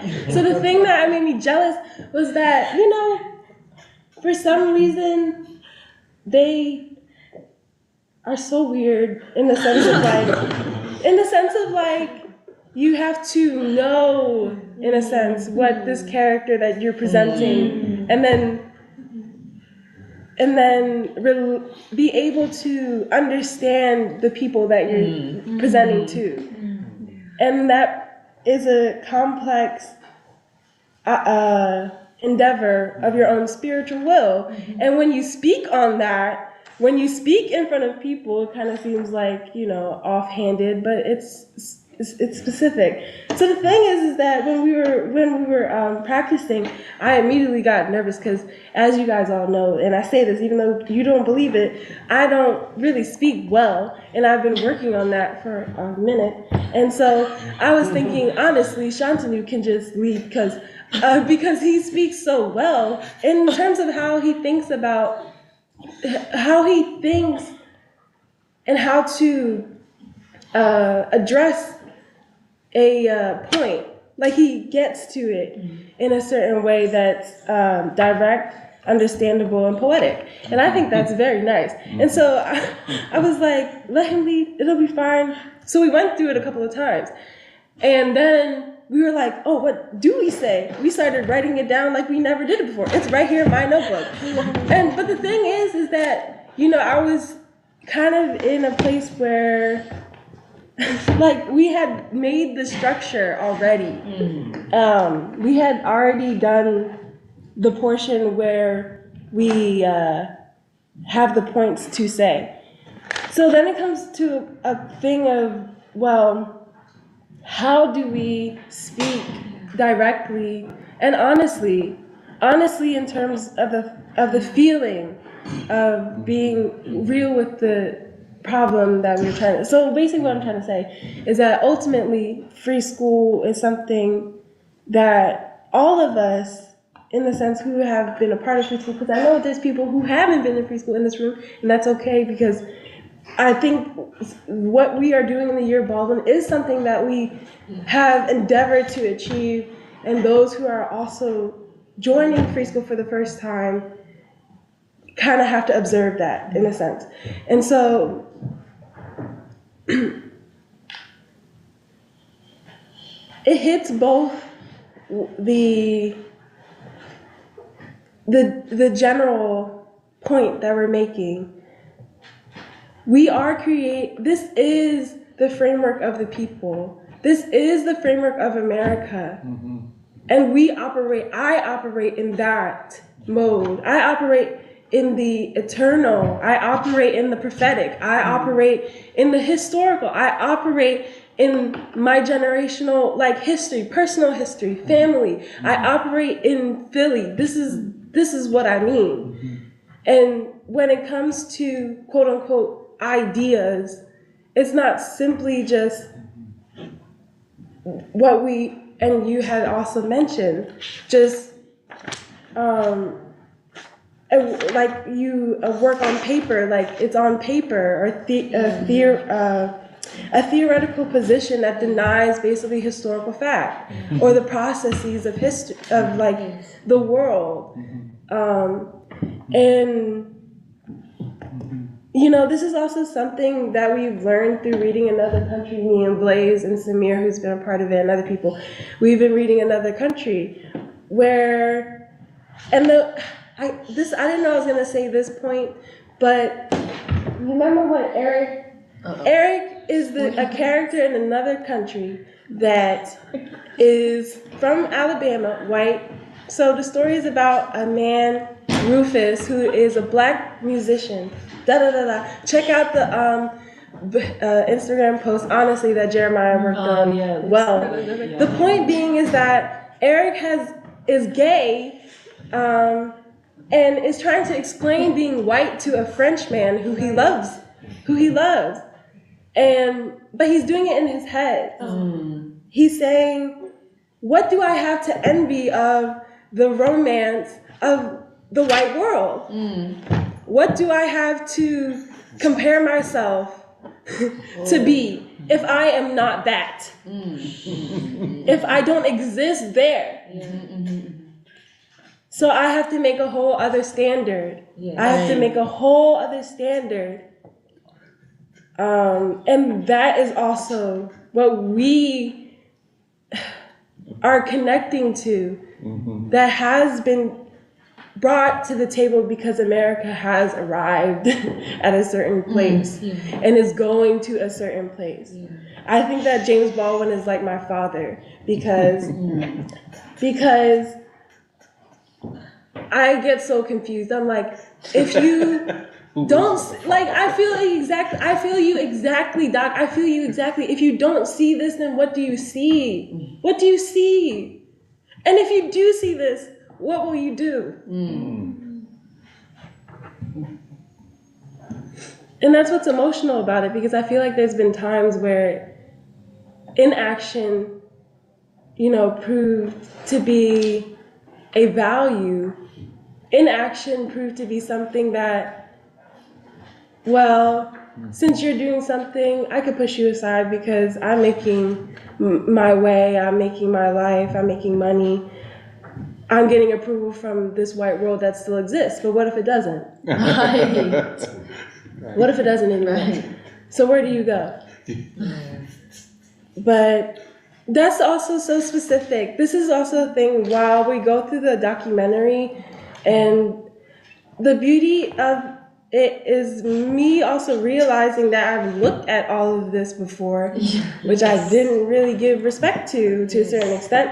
But the fact that Baldwin, if you watch, if you read, and if you listen, and then if you watch, read, listen, Black people, insert, all of them, then you see, like, the body language, the face, what they're trying to say, the rhythm, all of that is, I'd say, what I think I've been aspiring for and what we are to aspire for. Because the other thing to what you're saying, Jeremiah, in terms of where we descend, we're descending. We haven't descended and we haven't landed, because there's still, after this year, what will follow, what will be produced from this year. Right. That's in my mind always. It's always next step. So same thing goes with this year too. Long term and short term. I'd like to say something. I feel like I've been given too much praise. I wasn't telling you that because you're so smart. I'm just telling you. I know that. I'm just observing. I'm giving you props. Take it. I say it to Nuri all the time. I be like, Nuri, you're so smart. Like the way, because insights. That's the word that Doc was using, and that's the last. I'm sorry. No, go on. No, seriously, that's the last thing to consider. The possibilities, the insights of the Merck and Meyer of Philadelphia, of the hood, of, what I'm saying, the poor, of the intellectual, of everybody, the possibilities that could happen. Anyway. I just wanted to begin by saying that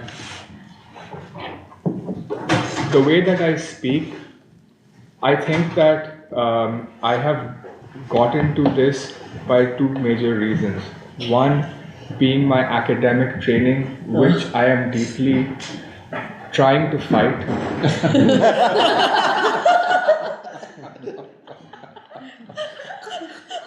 Confession day. It's got to be, okay? Drop the load. Confession day. No, I'm being serious. I think that my academic training has severely restricted my freedom. And you couldn't find two more opposite people than the two people hosting this podcast. What? That is so not true. In terms of this particular thing, I am constantly trying to be more free, and I look at Serafina and she's so free. Wow. Yeah. And I'm trying to learn that. I'm trying to be a more free person, not be restricted and bound by what academia has told me. My scientific training severely holds me back from living this life, living free school, living these ideas, because they always say, what is the end result and is it useful? Well, I don't know, but I'm doing it anyway. Baldwin says that you have to be an optimist because you are alive. If you're alive, you're an optimist, right? I can't be pessimistic because I'm alive. I remember that, and that's why I'm also trying to learn a lot from my colleagues, and I hope to do better. And I feel like the free school has given me purpose. And I was also I wanted to say something about what Jeremiah brought up, the free and the brave thing with Baldwin. And here and there, Baldwin says that America is a country that has believed the myths that it has created about itself. And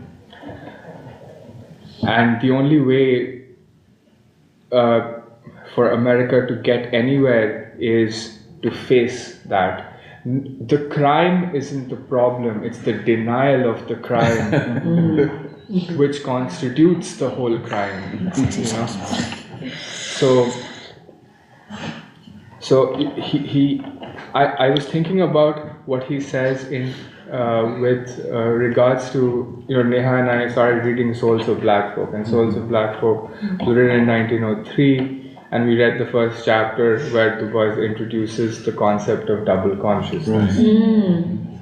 Right? Constantly being, and he writes it in the way that black people are always looking at themselves through white eyes. And this was a concept that took me a long time to really understand, because I can't imagine it, I can't envision it. Always looking at yourself through somebody else's eyes, being conscious of yourself, but also somebody else's consciousness of you. And I think that Baldwin, being part of the next generation, growing up during the Great Depression, and looking at both the interactions of white and black people, I think he sort of extended that double consciousness, and he said that white people are also have a double consciousness. That's interesting. White people also have this double consciousness. They are thinking about themselves, but at the back of their mind, they're always thinking, what do the black people think about me? They're looking at themselves through their eyes. And this is, I think, the beauty and the power of Baldwin, where he, and Shombarto said this last week, that he's a mirror to society.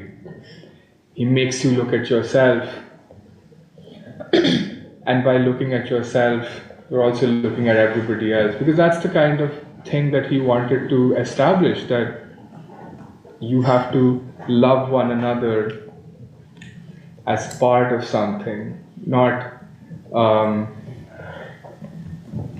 it can be anything. It can be any kind of love which brings you together. It has to be towards something, can't be static. And I felt it when you said that Baldwin is your father. I have I was thinking about that too. It's because, when I read Baldwin, I was like, I wish my father had said these things to me. That's a confession for a different day. But I think that what we're doing is important. And Baldwin also said that rarely people commit to the things that they know to be true, because to commit is to be in danger. Yes. But I think that we have committed. Yes. And he wrote this to his nephew, his young nephew. What he meant is that I don't want you to be one of these people who don't commit, even if it means that you are in danger, because that's the only way forward. And I think that we have all committed, but we'll face whatever comes. Like I said, we don't know the future, but we still fight for it.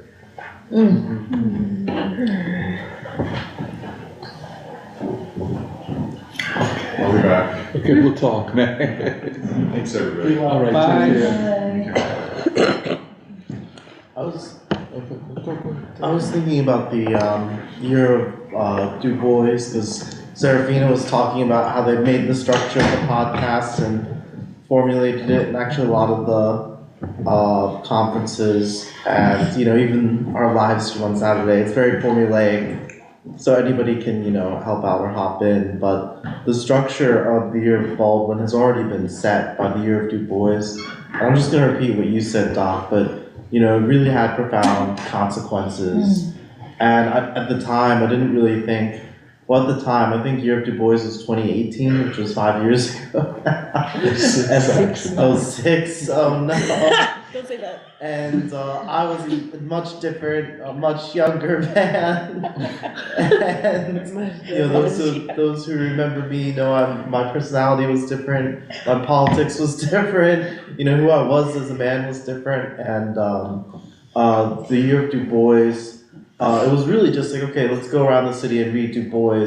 Whereas the Year of Baldwin's just like, all right, let's do the same thing, but for Baldwin, but also with a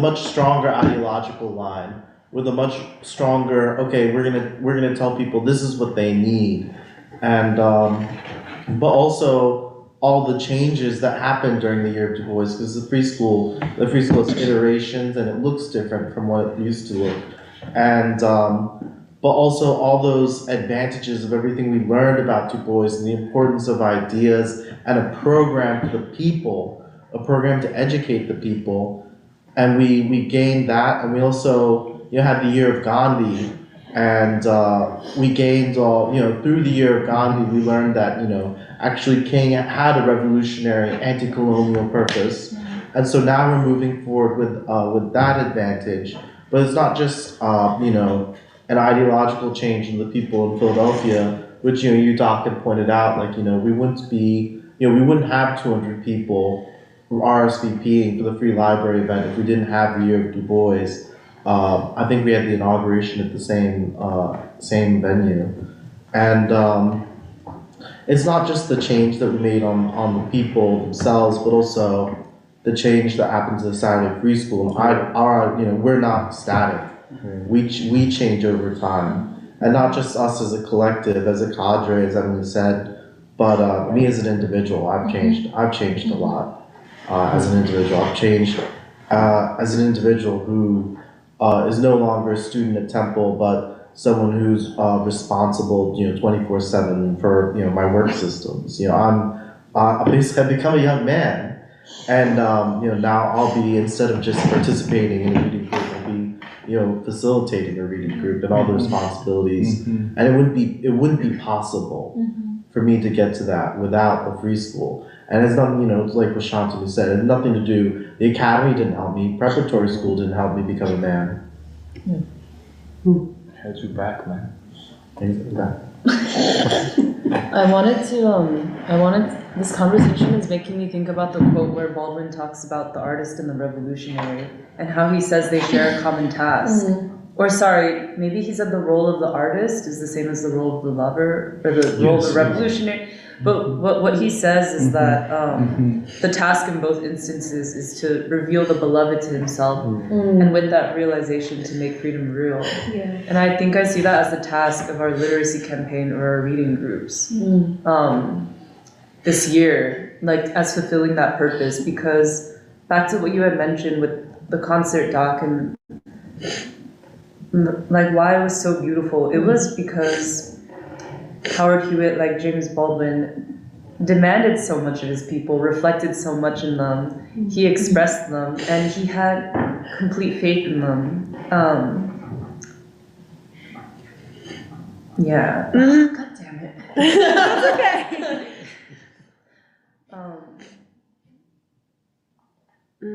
That really changed me to witness. He was asking a lot of those people, and they were answering, and it moved me so much because for a moment I felt that I was there in the Third American Revolution, and the truth is we are, because that is the Third American Revolution, and it's here. But in the essay The Dangerous Road before Martin Luther King Jr., Baldwin has this interesting passage where he talks about, he assesses King, and he said his gift is not so much in his oratory, his oratorical gifts, and then he goes pretty far with it, which is pretty funny. He's like, really, it's not that remarkable.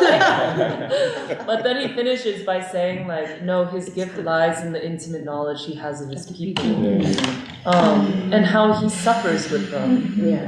And then the last thing I wanted to say from Baldwin is, in that interview, Meeting the Men, this interviewer asks him, it seems like you're writing for white people oftentimes because that's who reads like what you write. And he says, no, I'm writing for people. I'm writing for people, period, baby. He drops the baby in there. But then I think in the same documentary, he also says, for that matter, I don't really believe in white people. Yeah. Yes. Yeah. I think that's very, very important. He says, I don't really believe in white Americans. White.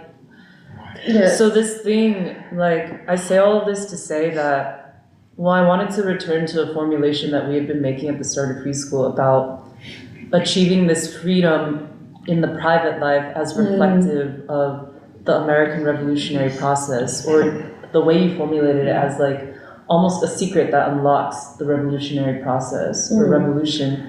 Like I think I see that as what will be generated or contributed. Could you say that again? I don't quite understand it. Could you just?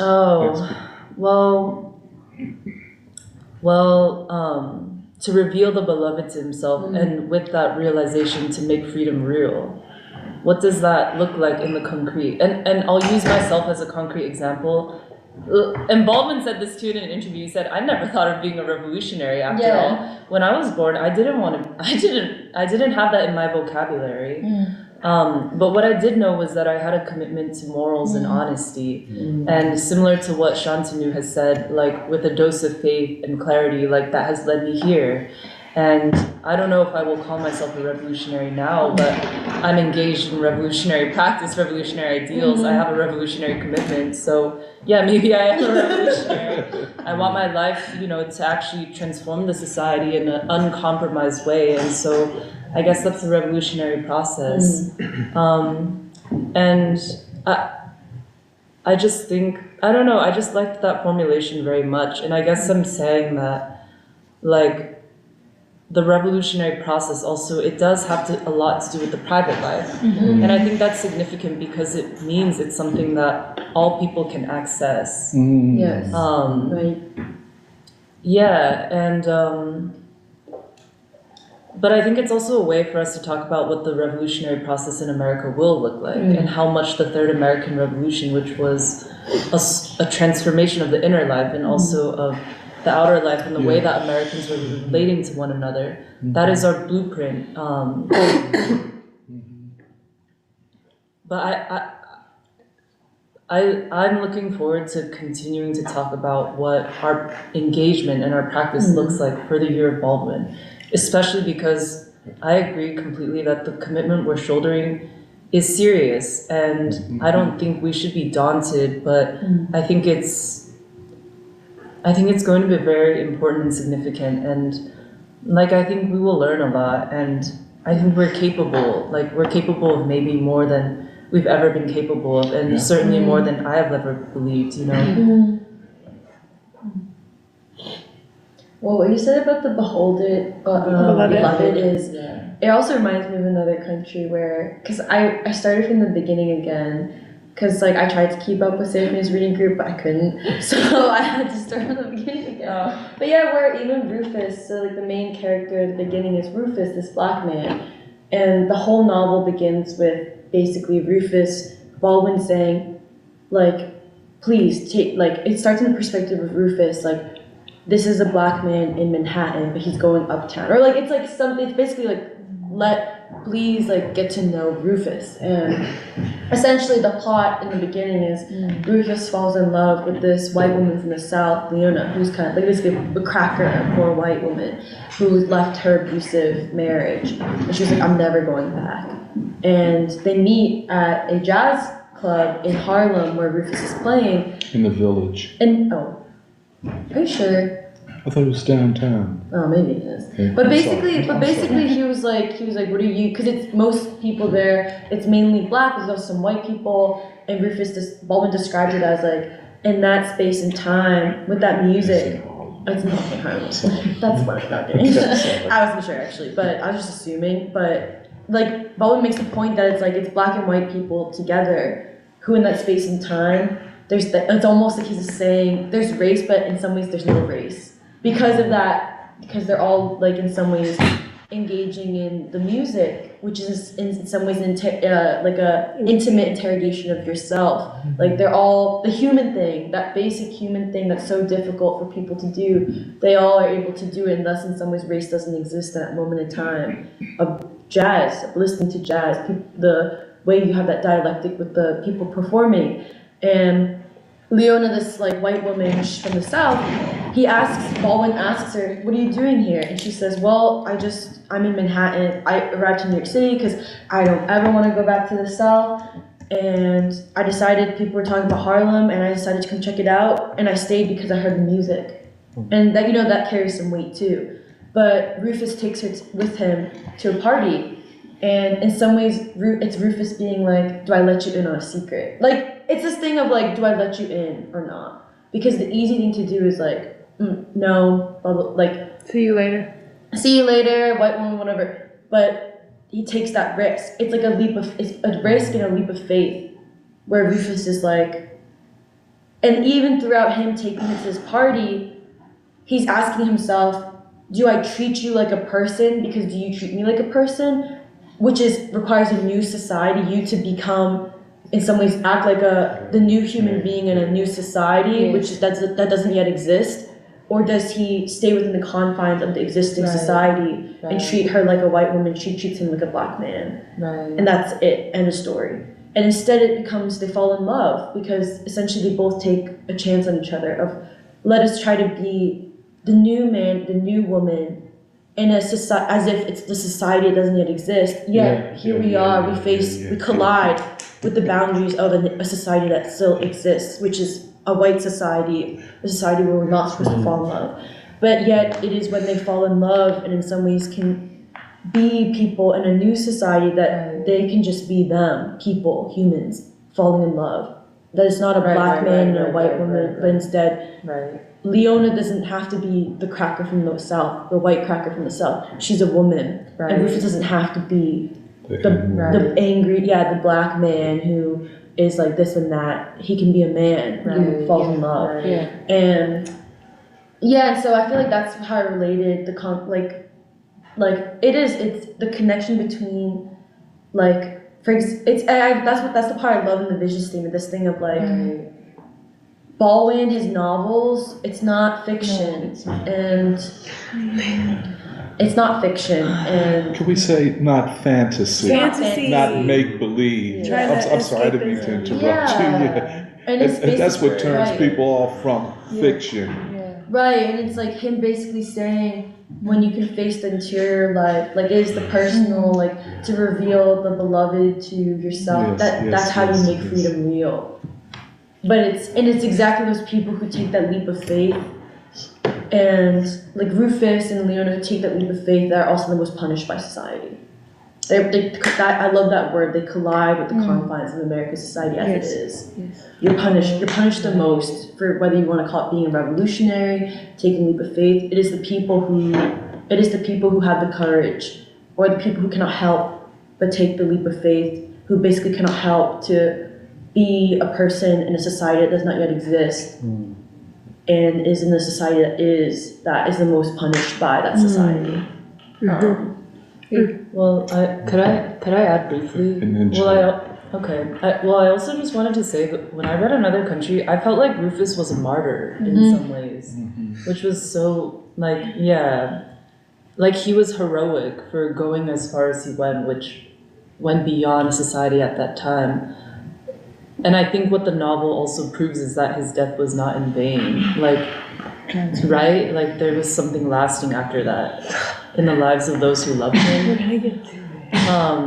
But also I wanted to say that I think Baldwin has such an unprecedented revolutionary vocabulary or new revolutionary language, because the way you're talking about Rufus and Leona, or let's say Ida and Vivaldo, or Vivaldo and Rufus, the private, the social relationship, and how if you can break something or unlock something there, you can break the stasis of a broken society. You can shift the terms. There's that, but then also the quote that Serafina had brought up that I had also thought about before, where in an interview or in an essay, it's in an essay, I think a foreword maybe to one of his novels, he says I want to be an honest man and a good writer. But that's code for saying like, well, where would that lead me? Like, that's led me to becoming a revolutionary. But he says it in all sorts of ways. Like I want to be a brother. Like I want to be a friend. Like it's so. But he's talking about the same thing, and that's what I'm saying when I say that this is something. Why he achieves the universal, because it can be it's something that can be accessed by anyone, everyone. Wait, can I say something? Yes. Because it's related to this. Is this question of the universal and the question of the man. Well, one of the things when we started thinking about the podcast, we were looking at a lot of podcasts that exist, or even like what people choose to focus on Baldwin for, or how they want to represent Baldwin.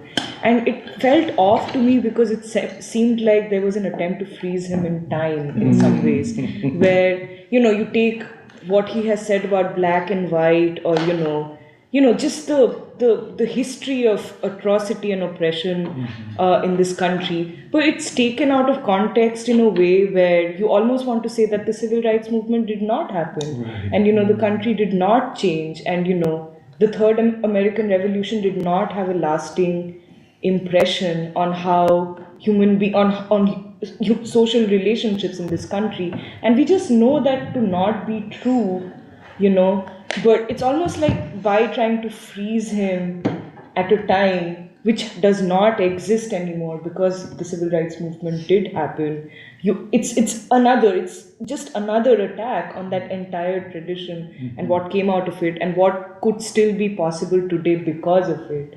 And the reason why I'm even saying this is because when Emily and what Michelle you were also saying about Baldwin's focus on the human being, I mean, that could really be a touchstone for everybody, And this is why when he says that I don't believe in race, I don't believe in white people, I don't believe for that matter in black people either, I think that's what he's trying to say is I believe in the human being. And for the same reason, yesterday, like the concert is still on my mind, but this is the same reason that the blues is an inheritor of the sorrow songs.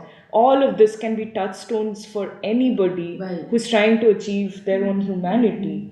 But I feel like the attempt to freeze him in time attacks that, that striving to become complete as human beings, or even the striving to become a new human being that has moved, as history has moved forward. So I just wanted to add that because I completely agree with what you were saying. Go ahead, Joe.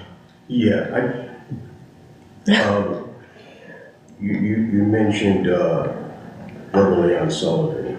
You mentioned Reverend Leon Sullivan in Zion Baptist Church, and I think that the professor and I can look at OIC and Zion Baptist Church from a very unique perspective, just given the number of years that we've lived. And I think one of the things, my father knew Reverend Leon Sullivan, and Bill Gray, Congressman Bill Gray. Speak up. Remember Congressman Bill Gray? And I know you remember Charlie Bowser. Yes. Okay, these were very personal friends of my father, which caucused with my father. They would come to the house, my father would discuss them. One of the things I think we have to be careful is as we walk among King, Leon Sullivan, Baldwin, these individuals are not paper clippings to us from newspapers or magazines because we were alive during this time. And as we walk among these giants, we must remember they were mortal. And it's very important to remember that. They had failings. And I say that because in order to understand these men, you have to understand the Black church. Baldwin is a repository of thousands of sermons that have been given throughout our time here. And he brings together in a poetic collective work that we all can ascribe to because it addresses our humanity. And that's what Christianity addresses, the New Testament. that we are one people of one God. The Europeans were very adept at confiscating Christ from the Bible. They practiced what I call imperial Christianity, which is not Christianity at all. That's why the black church is so different from the white church. As you know, my brother, being in the black church, that was the only place that we could go to be free. Say that one more The time. black church is the only place that we could go to be free. It was the only place that we could attend and we didn't have to be fixed. The only place that we could go when we went out of virus. Because I think America has always seen people that are not white as people that need to be fixed. You're a project, and there's something wrong with you and you don't realize it. And as white people, we were purposed to fix you. Doesn't matter if you're Chinese or Indian, doesn't matter where you come from. If you're not white, you have to be fixed. And that's why I go back to, I say that the white man has a God complex. And I think that's why everything around this society, what does it represent? It represents that he is God. And that's the great conflict that we're facing right now. When you talk about America, the third revolution, you're talking about the collapse of the Anglo-American global power structure, which includes, as you well know, just not the United States, but England, Australia, New Zealand, all those English-speaking countries, and their dominance for 500 years. That's what's at stake here. And I love Baldwin because Baldwin makes me reflect on all of our humanity. And that's what's the purpose of the black churches. That's the reason that woman grabbed you by your hand and she started to swing back and forth. And I can say, and you know this, I know why you stopped going to church. Because I stopped going to church. Because the church today is not the church of Leon Sullivan. Unfortunately, and I say this with great pain,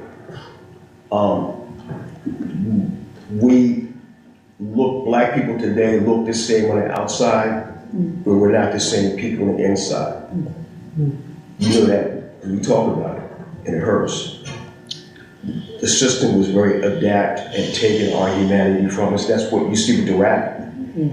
Okay? How we talk. We never talked about ourselves in the terms that we talk about ourselves today. Okay? And the biggest threat to America and the white power structure was the Jesus Christ that Martin Luther King talked about, that Bible, and Baldwin talked about. That's interesting. Okay?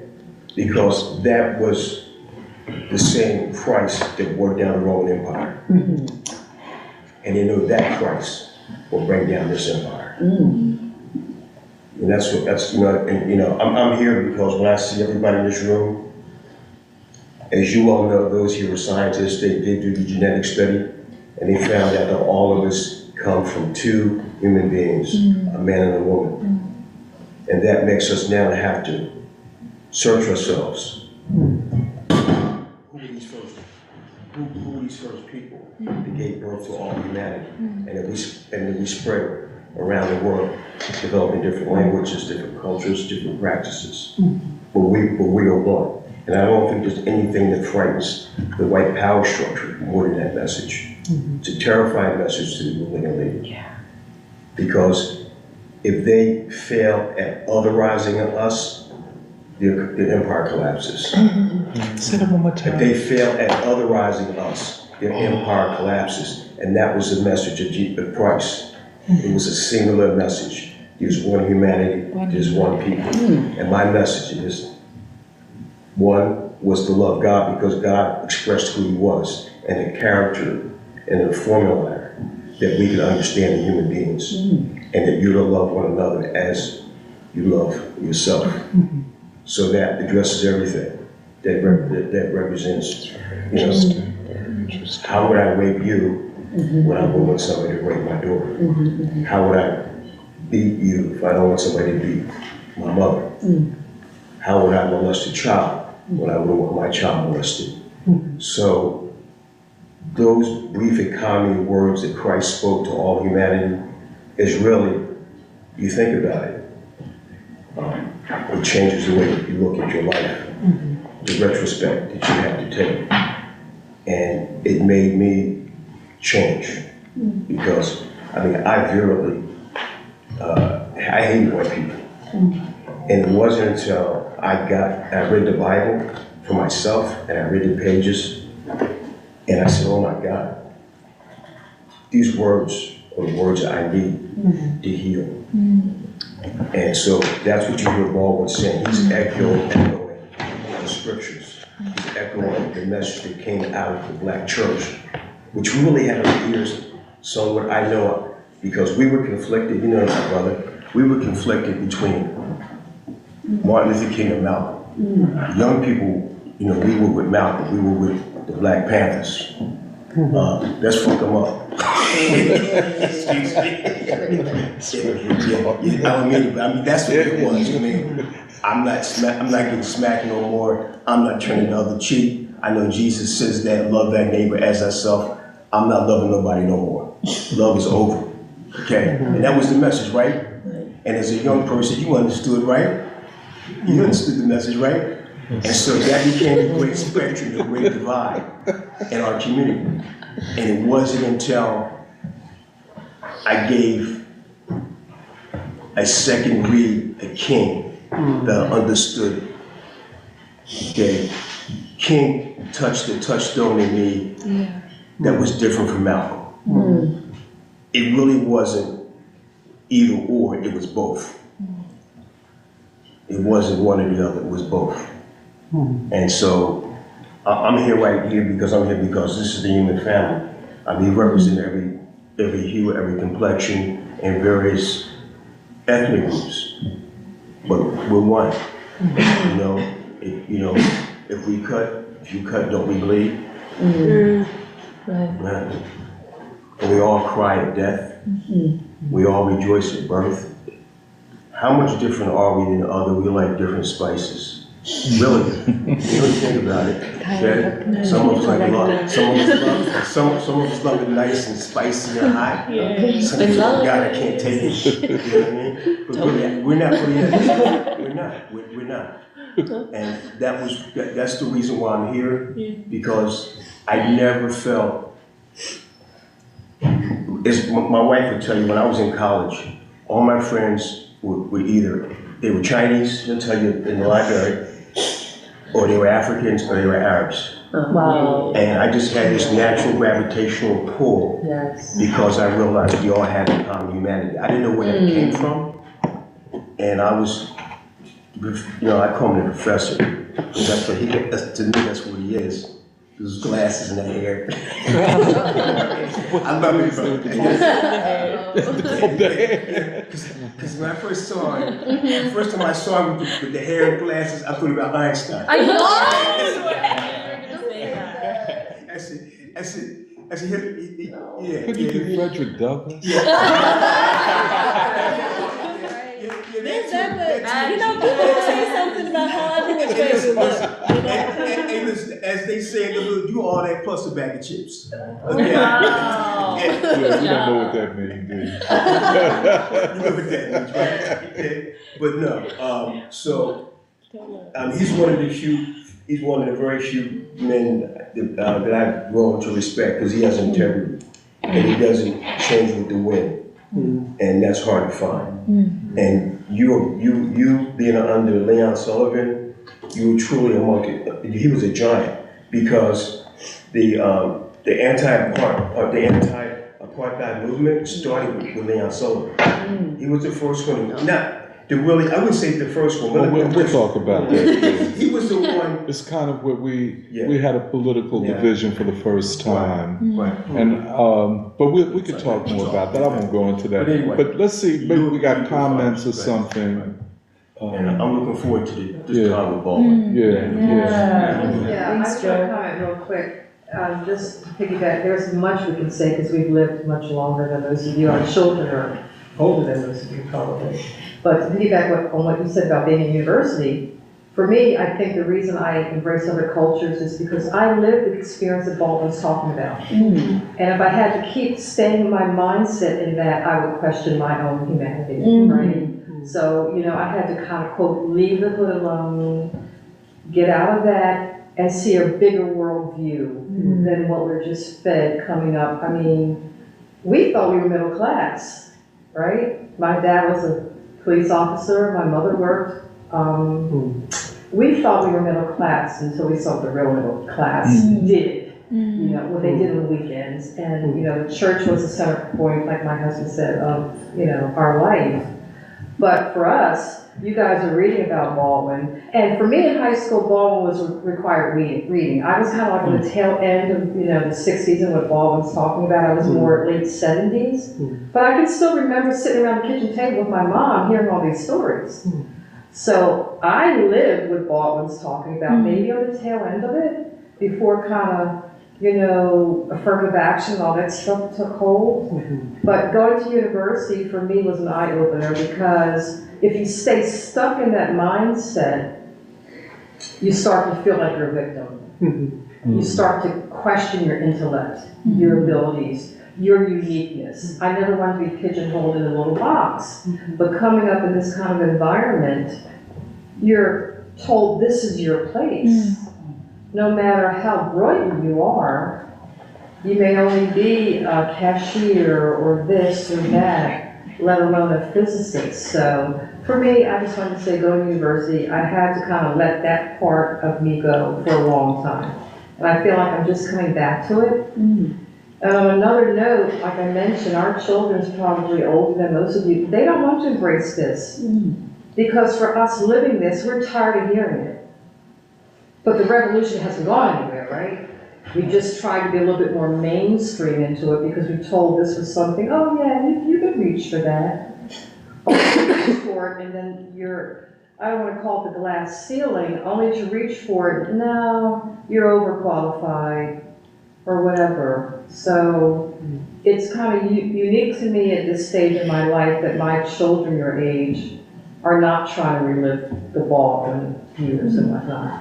And I'm struggling with as a parent how to get them more involved in that because that younger generation is like, that's for the 55 and older, we're not into that anymore.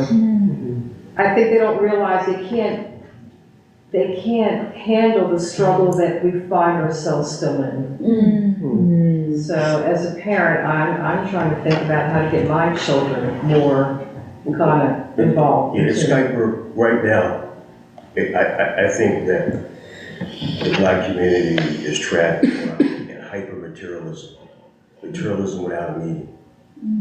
And we, at one point, materialism had a meaning for Black people, and it was to help other Black folks. Yeah. But now that's not, now this is something totally different. A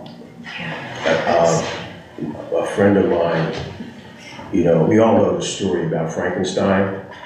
And a lot of my friends that think like me say that the system was very adept after the Civil Rights Movement, starting with the Great Society and creating a Black Frankenstein.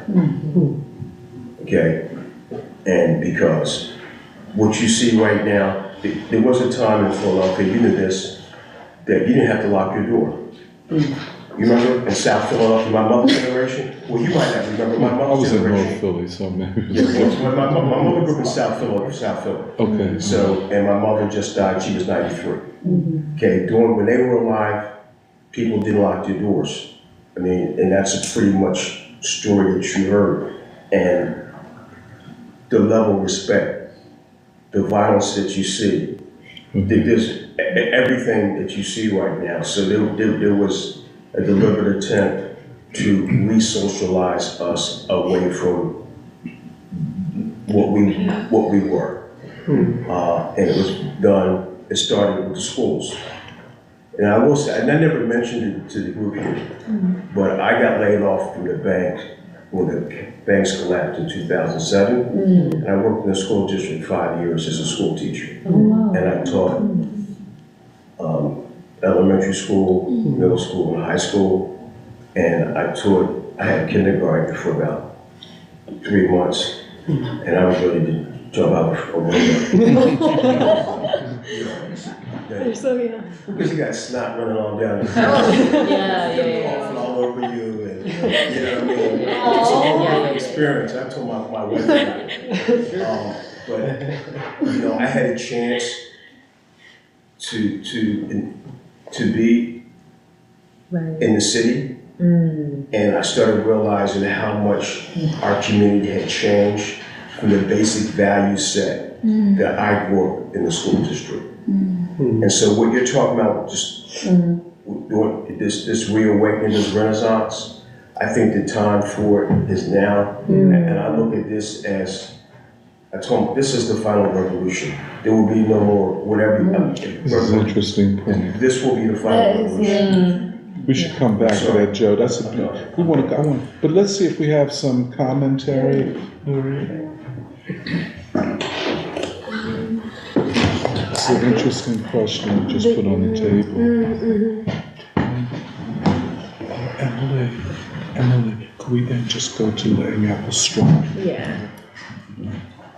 Okay, many people said good morning. Todd, Christopher Romero, BK, Amiri. Oh shoot, I just left the stage. Sorry. Give me 1 second.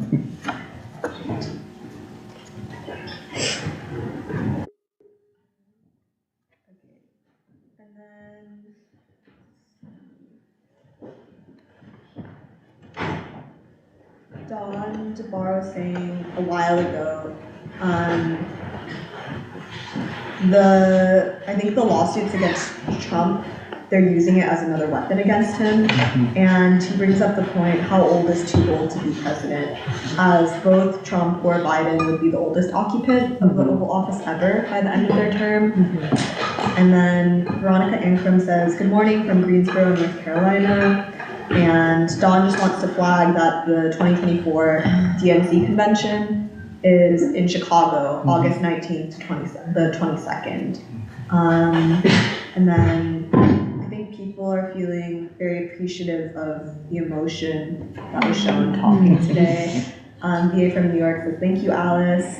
And then Virginia said, we're hearing and feeling a lot of emotion today. I can't help but think it bodes well for the Year of Baldwin. Wow. Chris Romero says, you all display such beautiful humanity, even through a live stream. Daniel Gutierrez says, respect to free school and the path that you all are taking. It's a much needed voice in the American left. Someone named Amrita says, thank you, Serafina, for sharing. It was so deeply moving and heartfelt. I share your obsession with Baldwin, but somehow seeing Baldwin from your eyes made me really reconsider aspects of myself. I listened to most of the sessions after I got to know about this, but I'm truly excited for this year, and I hope I can come and meet everyone in person. Baldwin is the only orienting force I know. And then Amiri said, in one of his final interviews, Baldwin said, I've got a date with the 21st century.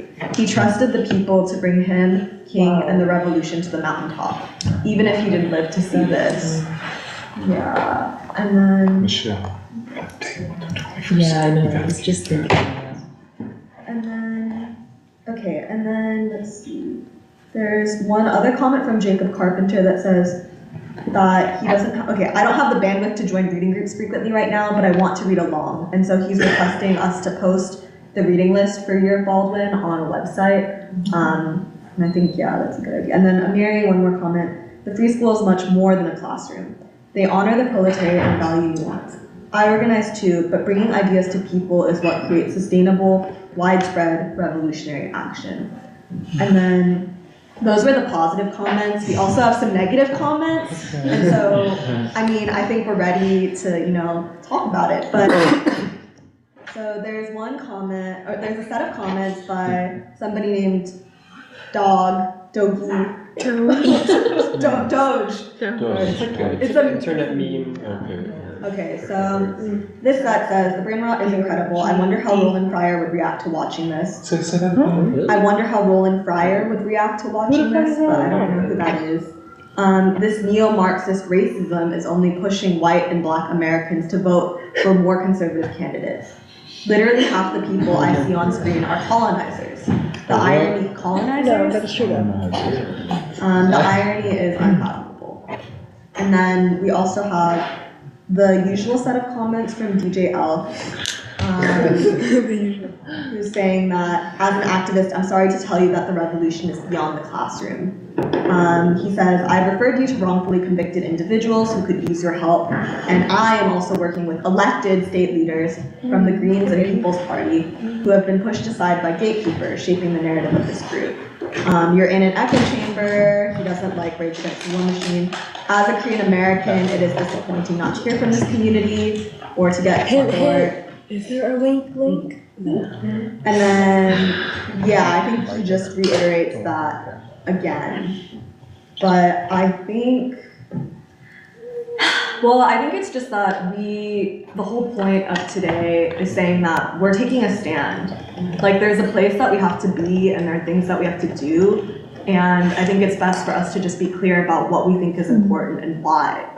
And I don't think that everybody will be on board. Like, that was never the expectation. But I think that it means something, for instance, that there are new people in the comments today who are saying that this actually means something. And it reminds me of something that I think was in maybe last year's vision statement for the 10th anniversary, that we believe like the best of the people will come forward. And I think that there's something new that's happening. And I mean, we were already talking about how basically we're trying to figure out a new language or a new framework. We're just saying like revolutionary activist or the left, like we're not interested in playing by the terms that other people have set. Yep. We're saying that actually we have to set new terms. Yes. We have to set a new agenda. Like, and it's not just us out of like a sense of arrogance or just only being here and coming here and being an echo chamber. I think the whole point of the Year of Baldwin, the whole point is that we're trying to go to the people. The whole point with the reading groups and this literacy campaign is that actually we want to know what the people are thinking and we want to be with the people. And yeah, I just think that we're being as clear as we can on this. And yeah, but yeah. And then I think just one last thing is that I also have just been feeling really emotional about everything, and I feel like the conversation went pretty much everywhere that it needed to go. But it's that I think a lot of what we're doing is basically taking a leap of faith. And even if it's scary in a way, as it always is, I think that there are so many other people who have taken leaps of faith, like in their lives. And the least that we can do is actually try. Right. And I know that together, and like with all of our planning, all of our thinking, all of the events that we've held over the last years, like that's as much preparation as we could have had. But the time really is now, like this year, 2024, the upcoming election, what's happening in Gaza. Like there can't be inaction or waiting around at this point. And so, yeah, I'm excited for everything that we're going to do. Well, just also to the negative comments, I feel like especially the internet has socialized people to be really like nasty, to be honest. And I feel like people should ask themselves why you feel the need to be so nasty, like why you feel the need to be so like hateful, honestly, when like we're talking about like love and stuff. Yeah, and I also resent the continued usage of identity politics and the weaponization of Korean identity. Just gonna put that out there. We got two positive. Oh yeah, we have two more positive comments. We have a greetings from James Hardin, and then Ralph J. Monroe says, "Found you all late last year, and it's been interesting to hear the discussion. I appreciate the critical thought." And yeah, I think that Well, I really appreciate when there are a lot of comments, like also hearing from new people, because I do really appreciate like the people who tune in week after week and tell us like what they're thinking, because it feels like they are here with us. Like Amiri, like they're familiar names, but then also I feel really curious about the other people who I know are watching, like the numbers where it's like, oh, 24 people are watching. And I feel like I wonder, what are those people thinking? And so it means a lot to, I think, hear, because if we're just getting like the critical comments, which are basically all of the same vein or the same flavor, like even if it's from different people. No, many are from the same person, but even when it's different usernames, it's basically the same themes, which are that they don't believe us because they're trapped in identity politics, or they just have an obsession with a particular kind of left politics. And the thing is that we're not going to suddenly change overnight and be like, oh, like, now we're into identity politics now. Or like, oh, like now, like, we're gonna be like regular leftists. Like, sorry, like, we were wrong, like 10 years, like, oops. Like, it's not gonna be like that. And so, yeah, I do, it's like, I don't resent the negativity. Well, I do, but like, I understand, I think, part of where it's coming from. But I think it's just that it's kind of a losing uphill battle, because we are, like, I still read them because I think people want to know, and it's just good to be fair, I guess, about it. But in terms of like the time or the focus of what we're doing, like we read them, but we've addressed them, and I think we have a lot more to do. So. Yeah. And then, okay, Amiri says, yes, there are ways to communicate with each other. And then someone named Rowan Fraser says, I'm thinking about discussing further the context of Baldwin's works. Oh yeah, which we'll hopefully do throughout the year. But, oh yeah, and also, since we're shouting out our frequent commenters, we really appreciate Christopher Romero and Virginia Kotz and VA from New York, and of course Todd and Dawn stuff and Veronica. But well, Rowan's last comment about discussing further the context of Baldwin's works. So might as well get into the architecture of the year. So next Saturday will be the official launch of the whole year of James Baldwin. So that's it. The inauguration is kind of us declaring the start of the year of James Baldwin, and the title is Year of James Baldwin, God's Revolutionary Voice. Oh yeah, you forgot your phone. But mine is elsewhere. And the inauguration of the Year of Baldwin, the Year of James Baldwin, God's Revolutionary Voice, is at the Central Branch of the Free Library in the Skyline Room from 11 a.m. to 5 p.m. And we've talked about it in the past, but I just want to go through the program again, which is, like, this is really us declaring the Year of James Baldwin, not just any James Baldwin celebration, but God's Revolutionary Voice. Why the voice for today? Like, who is the revolutionary James Baldwin, like we discussed today? And the inauguration, it's really, the first part is us declaring the Year of James Baldwin and officially dedicating the whole year to the immortal children of Gaza. That Baldwin, his voice is speaking to exactly why it is that even though he passed away, that he, like decades after his like warning to America, but also offering the way out of people of America facing itself, that how is it that we have a genocide in Gaza supported by the U.S.? What is the task of the American people? Yeah, and actually, what is the suffering of the children of Gaza showing us of what we must become and grow out of? And so we're going to dedicate the Year of James Baldwin to the mortal children of Gaza, and then we'll read the vision statement. And the next big piece of the program is we want to show, for everyone who doesn't know who James Baldwin is, we want people to actually see him talking and what he says throughout the different decades of his life. And so we're compiling a documentary. It should be around 30 minutes. And it'll be of him speaking to today, both a witness for the truth and also a prophet for the future, like especially America's future. Then this is high. Okay. I just want to underline that, a witness for, because, we've talked about, I know I talked about it with Emily, this concept of a witness for, and that's definitely out of the Christian Bible. A witness of is a passivity. a witness for is a person like Paul, the disciple, or other disciples. They were witnesses for on behalf of. Yeah. So I just wanted to underline. And a prophet. This is. If I could, I don't want to. This concept of prophecy is not in contradiction to the concept of scientific understanding of. And so I just. Right. Yeah, so, because a lot of the documentary, like I said, so it's not done yet, but kind of the big question was, what do you show? Like, how do you, at first I was like, well, how do you encapsulate such a like giant of a man, the way he thinks and all he said, like, he doesn't just talk about what's happening with the civil rights movement, but the genius of him understanding art, philosophy, like, there's just so much to capture.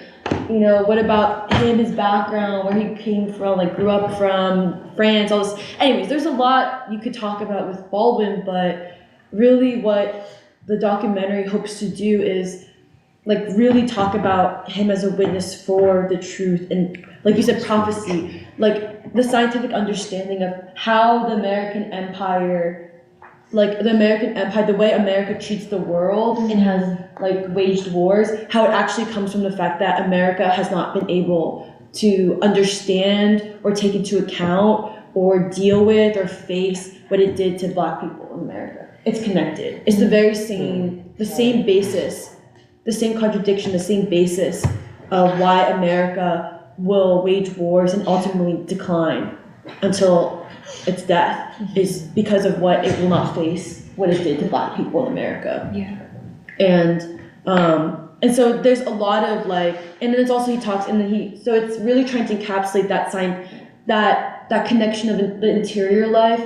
Like, in some ways, the way out is the task of an individual's interior life, white and Black, to what it then makes you want to do for your country. Like, and so there's a lot in there, and that's. So, and Emily, you're going to, I know the mission statement will be read, and then you will speak to introduce the documentary? Yeah, I can give a brief introduction to the documentary. This is very important. I'm sorry.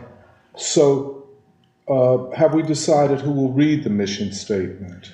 Yeah, we would like. Two people, right? Yeah, we would like it to be split between two people, Serafina and Shantanu, who left, which also makes sense because they're both the podcast hosts. So it'd be nice for them to speak.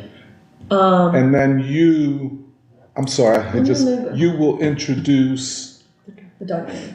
And with this kind of what you've done here and what we've done, contextualizing how we see James Baldwin. Yeah. And I would just, you have to say why we call him God's revolutionary voice. And the question some people ask, well, does God have a voice beyond Jesus? Muslims would say beyond Muhammad.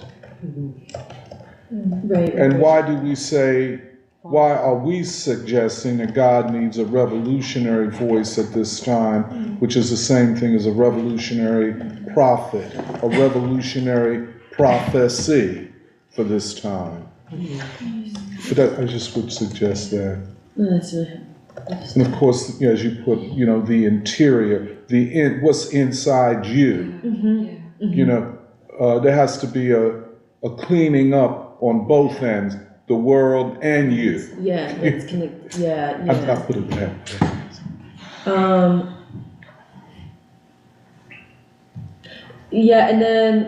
And then we'll have, so after people have seen Baldwin, the man, speaking like that in the video, we really want the next part to be a conversation, a discussion, an opening up of a formal discussion, but also a way for the audience to also offer a discussion with the Q&A, which is we're calling it a conversation about Baldwin and him as a revolutionary, but also the revolutionary movements of this time, or basically the possibilities of this time, speaking to the crisis today.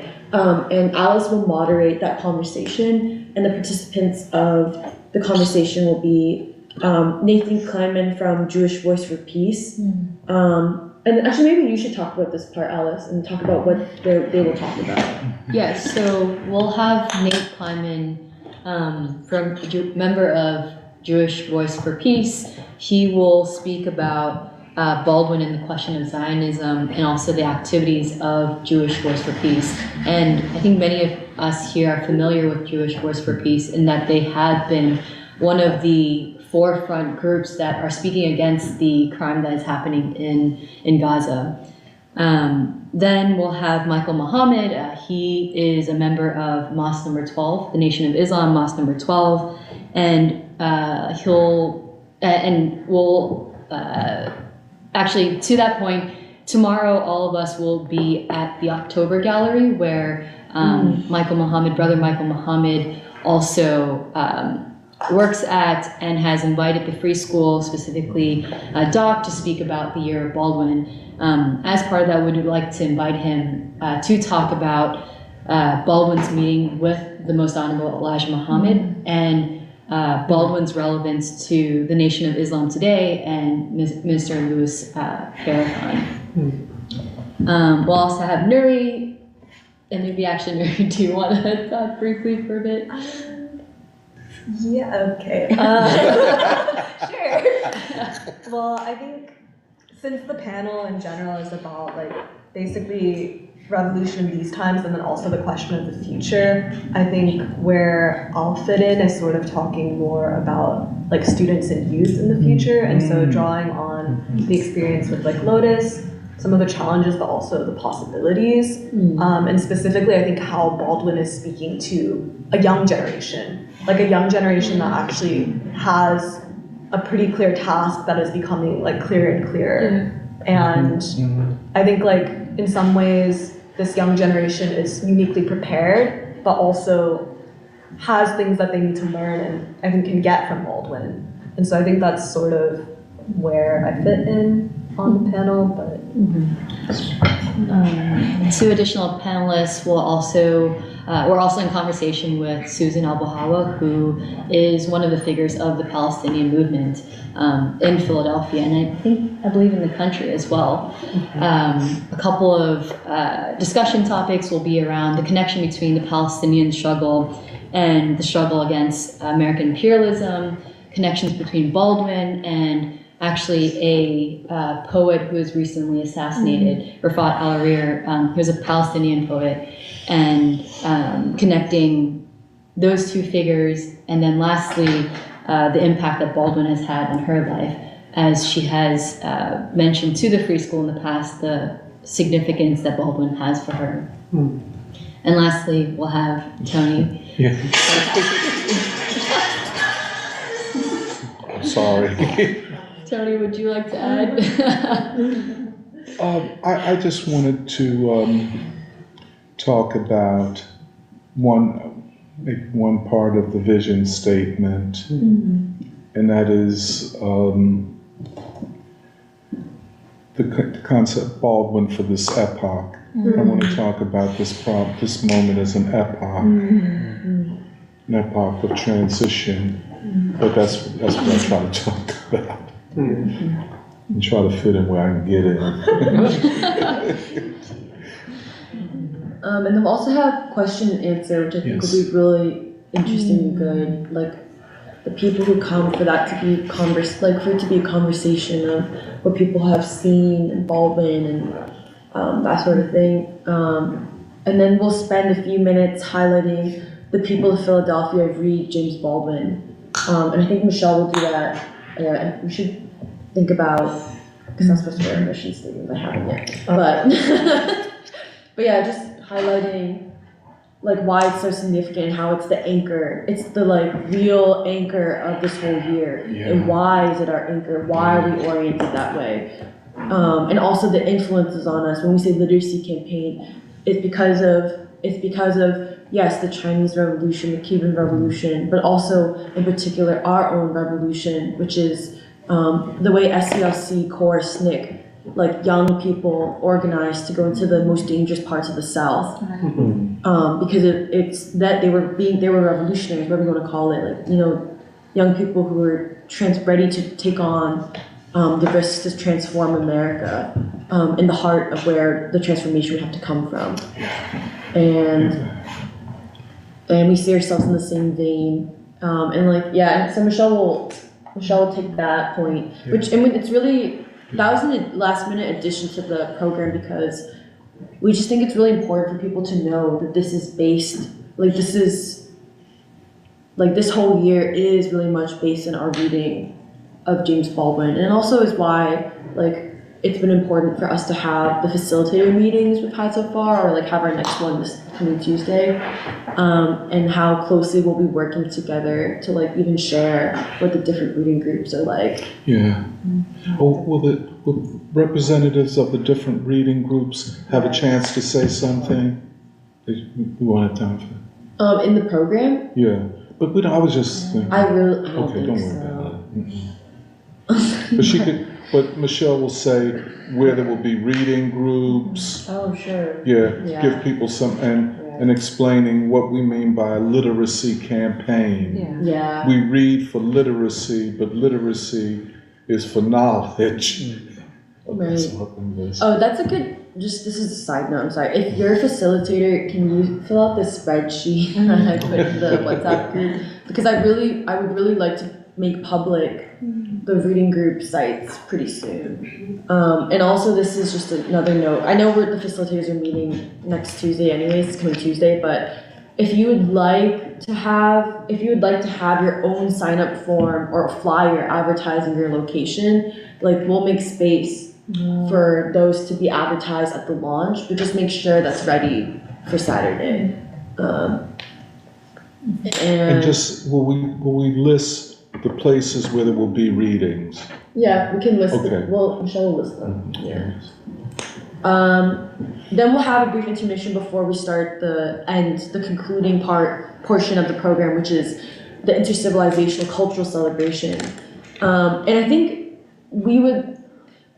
between the performances, we also want to carry James Baldwin into that section by reading excerpts, like very specific passages from some of his essays. In particular, like essays like The Uses of the Blues or The Dangerous Road before Martin Luther King Jr. Like essays that a lot of people may not have heard from Baldwin. And what about To Kill a Serpent? Oh, To Crush a Serpent? To Crush a Serpent. Yeah, we could do it To Crush a Serpent too, but there are many to choose from. So Yeah, we haven't done that yet. The title is so compelling, and it was his last published essay. Wow. Yeah, it's really nice. It's really nice. So we haven't decided the passages or readers yet. But I think one change we made is I don't know if we'll have time for poetry anymore. But that's something we should discuss later. Yeah. We wanted instead that maybe made sense this time, rather than putting poetry in, that we instead just read Baldwin's words. But the performers are, yes, and we did add performers, which is why our time is like very crunched this time, but that's okay. Which is Osiris Wildfire will be performing, and I ran into him in the street when I was going to get dinner with Nuri, which made me late to dinner with Nuri because I talked to him, but he was like so excited about the event, and he was like, oh yeah, I've been practicing for months now for this, and I was like, what? And yeah, he was like, I made a set, like he's pulling music from that time period as well. I don't know what that means exactly, but he felt very inspired for the event, so he'll be performing. You're gonna check on Raimundo, right? Oh God, yes. So we might have a performer from someone who was part of the Angolan liberation struggle. His parents were, and he comes out of the Angolan struggle. Yes. Which will be really beautiful because in some ways these performances are freedom songs. Like it's, you know what I mean? It's like art, like the artist's task is a revolutionary one, freedom songs. And so I think that'd be a really beautiful addition. Serafina's gonna sing 3 songs. Maybe we can talk, or 3 to 4 songs. Maybe we can talk through your set. I knew you would ask, but I've reached out to, Michelle helped me reach out to a student of Bobby Zangle from the Clef Club. He also plays with the Temple Gospel Choir. Oh, that's good, yeah. With Ruth. That's cool. His name is Justin. He's a sweet dude. But I called him and we are gonna practice. Yeah, I don't know why I couldn't find it. Yeah, I was just thinking about singing. Well, Doc recommended We Are Climbing Jacob's Ladder, but he wanted me to do that a cappella. I have to also figure out how I would do it. So that's why I'm like, but okay. And then Take Me to the Water, Nina Simone. Thank You Master for My Soul by Donny Hathaway. And then Maybe, Maybe Not. We the People Who Are Darker Than Blue by Curtis Mayfield. But the whole question is how the songs fit around a certain... Without interrupting, I want to say thank you. No, did you leave your information with someone? She has my information, but I can't do you have a with flyer? her during the week. Oh, no. And I'll be there on Saturday. For And we'll see you next Saturday. She has a flower for you. Ah, wonderful. Actually, I think this is a better flower. This is amazing. So I'm glad I came. Hey, listen, we really look forward to seeing you next week. And I want to follow more to tell you about Okay, good. But I know that the songs will work around a certain essence, and I think ultimately I agree with you, Nuri. We're at a certain time where we aren't working in the framework or in any given framework, and we're making a new framework and working with what is founded by the Black Freedom Movement, or however you want to say it, America. So that's also what these songs will mean. I came to the songs because they resonate with me.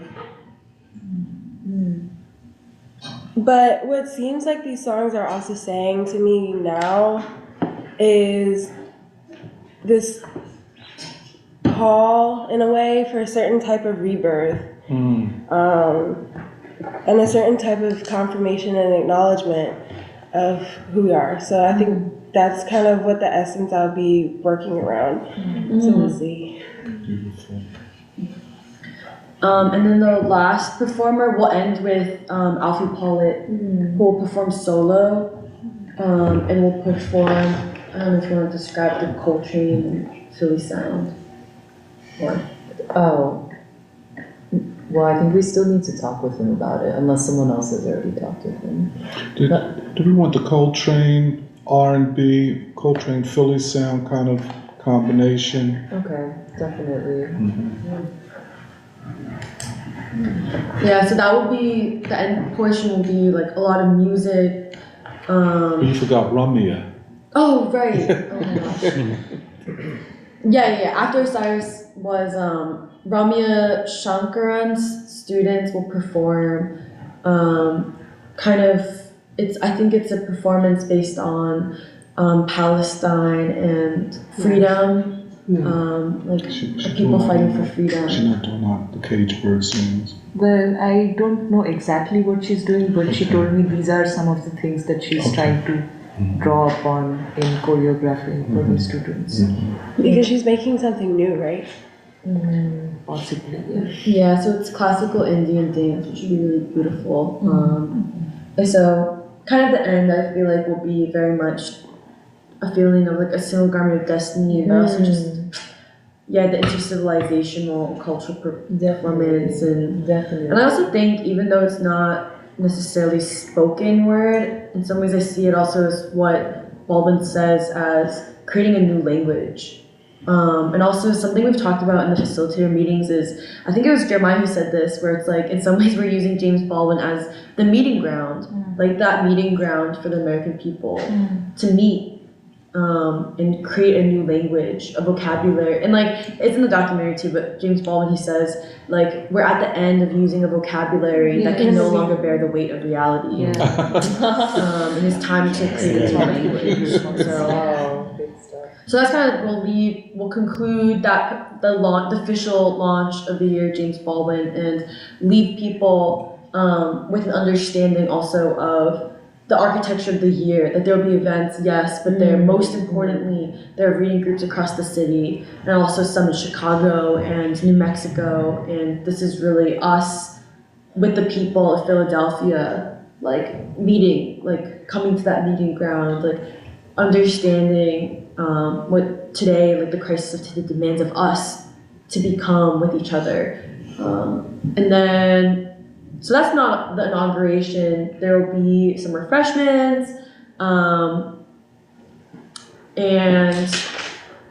then the next following day, our podcast for the whole year will begin. So maybe you guys can talk about. I guess before we move into the podcast, the event will be free and open to the public. We already have had 300 RSVPs, and so it's closed. But we welcome people to come.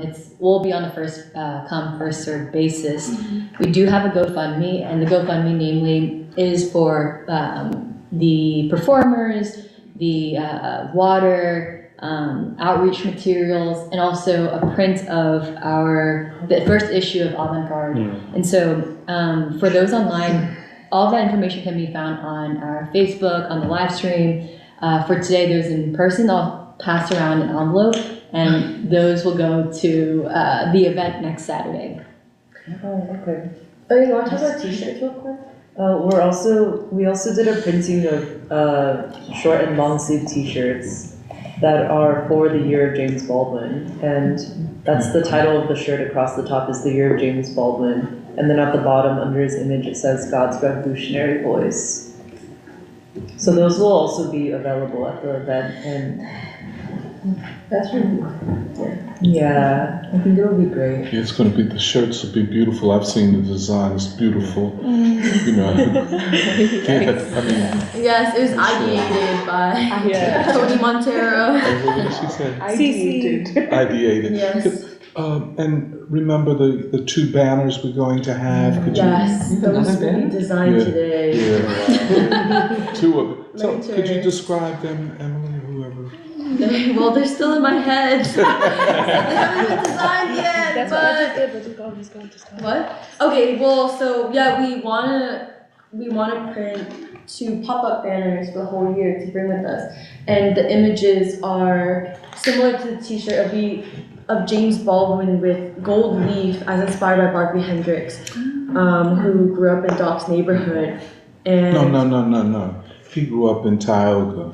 Oopsies. He grew up with in Tioga with Lee Morgan. Yeah, in Lee Morgan's neighborhood. Yeah, so and one banner will be like Year of James Baldwin, God's Revolution.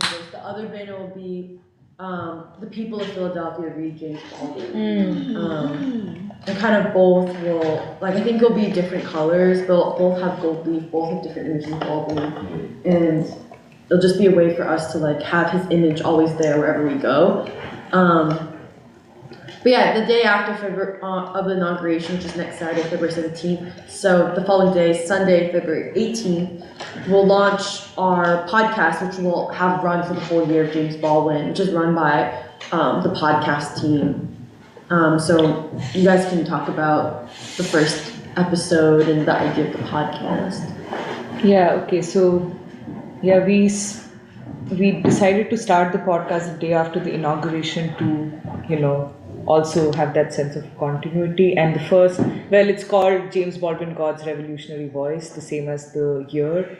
And the first episode is again like the documentary. It's going to be called Witness and Prophecy, 100 years of James Baldwin. And firstly, we will take that opportunity, the first podcast episode, to announce the Year of James Baldwin in Philadelphia, but also say a little bit about free school and, basically try and give the context of what you guys were saying, of what is our shared terms on which we're basically reintroducing Baldwin for this time. And so we'll spend some time, we'll read the whole vision statement on the first episode, and then we will have, hopefully an hour of discussion about the vision statement, because there's so much there that really can be developed through conversation. And one of the things that we wanted to focus on is, the love ethic, or the centrality of love in Baldwin, which is also the centrality in, the Black radical tradition, and it comes from that, and so we want to basically highlight some of the, things from the vision statement that can give context for the whole year. And as discussants, we will have for the first episode Doc and Emily and Alice as organizers of the year also, to give a sense of what all we are planning to do throughout the city of Philadelphia. So that, you want to say something?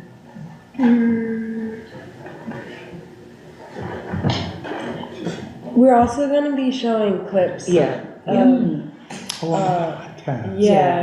So we're kind of multimedia, as it were. But we're going to show clips of Baldwin, and because we also want to promote Baldwin as much as possible. Mm-hmm. Even if we are reading from the vision statement, we're excited to get to actually reading Baldwin in the following week. So that's why we were showing. Yeah, we want to read him and see him in the flesh, and basically,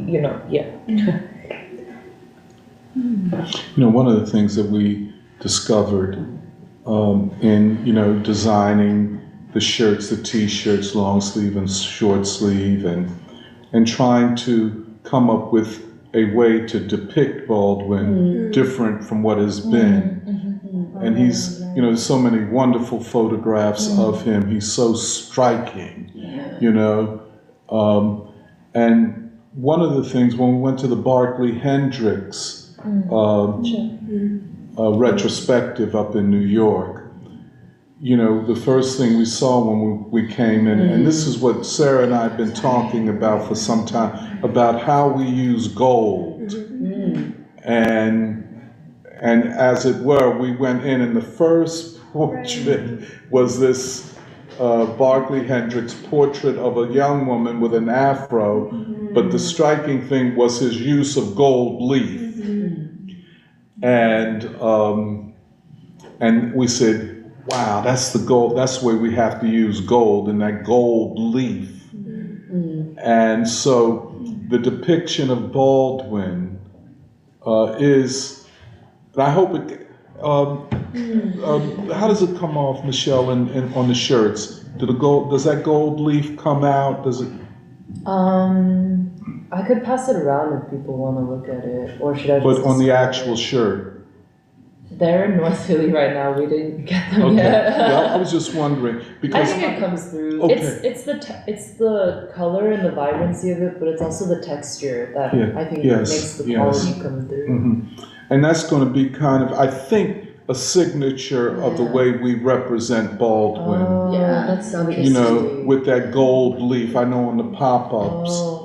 And I think the importance of this, there's certain, as everyone has said, vastly unique qualities to this year of Baldwin.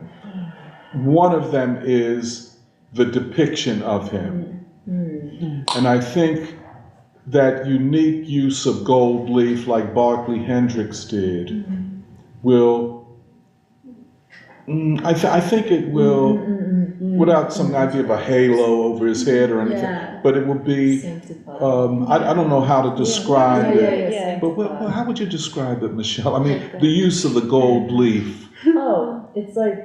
It's like being gilded a little bit, but also maybe you could say like it sanctifies him. Okay. Well, okay, but let's think sanctifies. about it. No, but the gold leaf, and I'm just also trying to think of, a person outside of ourselves. I think it will strike people. It's on the shirts, it's on everything. but I'm just wondering what will they? Well, what is two examples? Is Say the that again. two examples Yes. are this hoodie and then what was it? Shoot. The t-shirt with the yellow on it. Robeson? No. 10th Anniversary. Maybe it's just the hoodie I want to speak to. Because I know that the hoodie, people look, and they're like, wow, that's nice.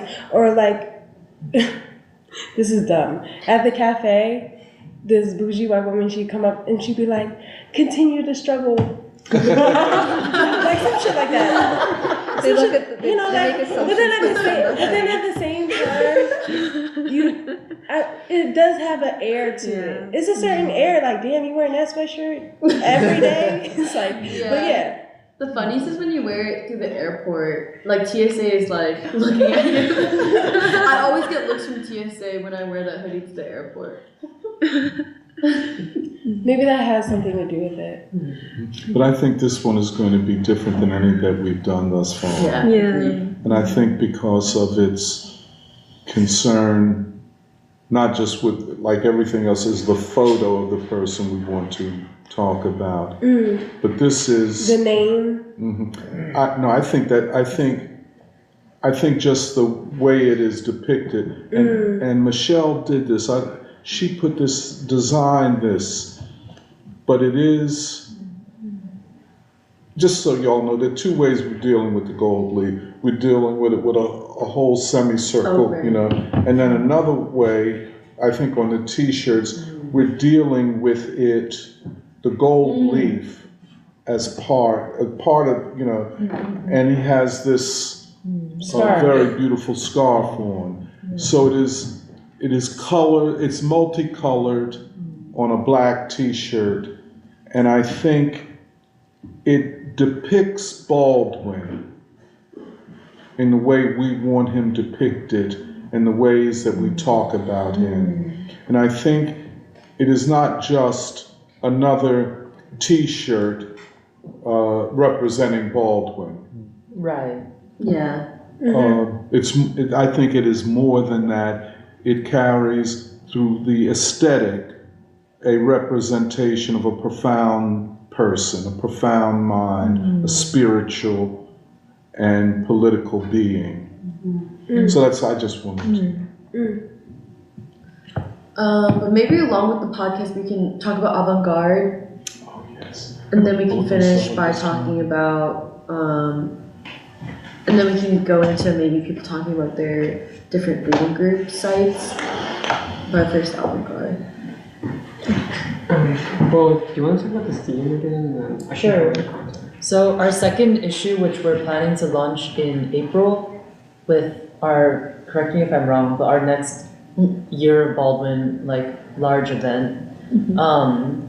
But we would like to dedicate it to King. And our third issue, which we plan to launch in August, which is going to be the centennial anniversary of James Baldwin's birth. That issue we plan to dedicate to Baldwin, but we wanted to dedicate the second issue to King to precede that in a way and say that the road through King leads, you need King in order to see Baldwin, and Baldwin and King were produced by the same revolutionary movement. And we're still formulating, we're still working on formulating our editorial statement and exactly how we want to frame things, but we want to impart, both through Baldwin and King, the sense of urgency and this idea that now is the time. This is the fierce urgency of now. But King, he's indispensable to us, and I think he was also indispensable to Baldwin. That language, that worldview, that capacity to struggle. There's so much to say, but I think it's going to be the perfect dedication. And this is something that we've also been conceptualizing, but tentatively for the cover, we would like it to feature Serafina's artwork. That's going to be a depiction of King and Baldwin together. And you could talk about it more if you want. No, I'm just getting my head around everything, to be honest, because I was texting Michelle maybe 3 times, is this for the cover of Avant-Garde? Not to be because I feel like I was kind of not getting it. But yeah, we've been talking about it. Yeah. It's gonna be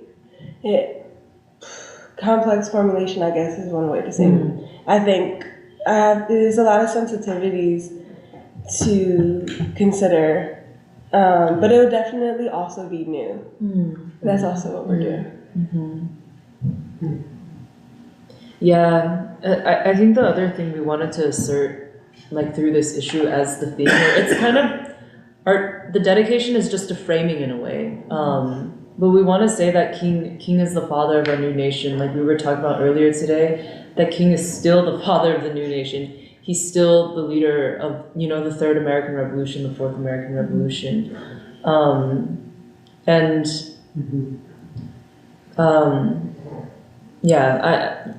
new nation, the new nation, the new American people. Very interesting. This is very interesting. That we assert there has been a Third American Revolution and it is still alive. And the life world of Philadelphia is also a testament to this. But Jeremiah could talk more about the substance of the next issue. Yeah. Well, because part of it is that for avant-garde as a whole, as part of free school, this is kind of one outlet in some ways of like free school's thinking. But especially we want, almost in a way that Baldwin was, like we also want to be witnesses for this time. Witness, yeah. Like we want to bear witness for the emerging movement of the American people, as well as the movement of world humanity. And so yeah, I think like also like contextualizing it within like the American crisis, the world crisis, like Gaza, all that stuff. But yeah, so I can just give an overview of the articles that we'll have in the second issue, which I think are really exciting. But Samir is working on an article about the Palestine movement and looking at it both from a personal narrative of how he came into it, but also like a critical examination of where it is now and where it's going, and like some critiques as well.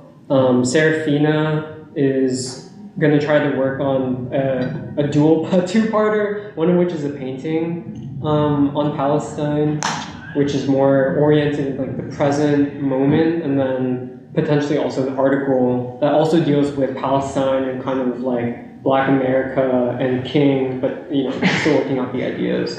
And then Michelle, Kathy, and Tony are going to have a dialogue with Leo Gadsden. Oh yeah. You were like, what did I get tagged with? Surprise! So basically, like Leo Gadsden is kind of like an institution of the Philadelphia jazz community, if that's accurate, and also talk about the civil rights movement and jazz and the Black arts tradition. And we want this to be also an experiment of a new kind of style of interviewing, where it's not just like we ask you questions and then you respond, but more of a dialogue. So there's that. I'm going to try to work on an article defending the Third American Revolution as a revolution and exploring what it teaches about the American revolutionary process and what it sets up for the next stage of struggle in wartime. Nathan is going to try to work on an article that's an update on his presentation at the Winston Symposium. It's essentially, if I understand it, how young people can find Martin Luther King again. So actually, in many ways, like, a lot of these articles are kind of in conversation with each other. Then Meghna is working on an article about the peace industrial economy as she says, as an alternative to both deindustrialization and the ruling elite's kind of push for a quote-unquote knowledge economy. But you can also even talk about it with like Biden, like Trump, like populism, all that stuff. And also go back to basically like people like King and Coretta Scott King. And like the world peace movement. And then Shambarto and Porba are working on an article about the counter-revolution in science and how this reflects kind of like not just a crisis in like the scientific world, but also the crisis of like legitimacy in the United States and the crisis of knowledge in the West. and kind of go back to a revolutionary science that emerges from the Black freedom movement and from revolutionary movements around the world. So going back to people like Du Bois and Didi Kosambi, but also Baldwin as a philosopher, and kind of bringing back science into the realm of philosophy and the revolutionary sense. And then Blaise will be contributing poetry to this issue as well, and is considering writing new poems as well, kind of in the vein of the theme or the dedication of this issue. Potentially synthesizing like King with this time, and then I think Nandita, maybe Raju working together. Are going to be writing an article about King as a world historic figure and how he is received in India, where they've been trying to lift up the memory of King together with like Gandhi and India's revolutionary tradition. So yeah, a lot of articles, but hopefully, as Michelle was saying, like this helps to lay the groundwork for how we even understand Baldwin as a revolutionary figure. Which we'll explore in the third issue in August. Yeah.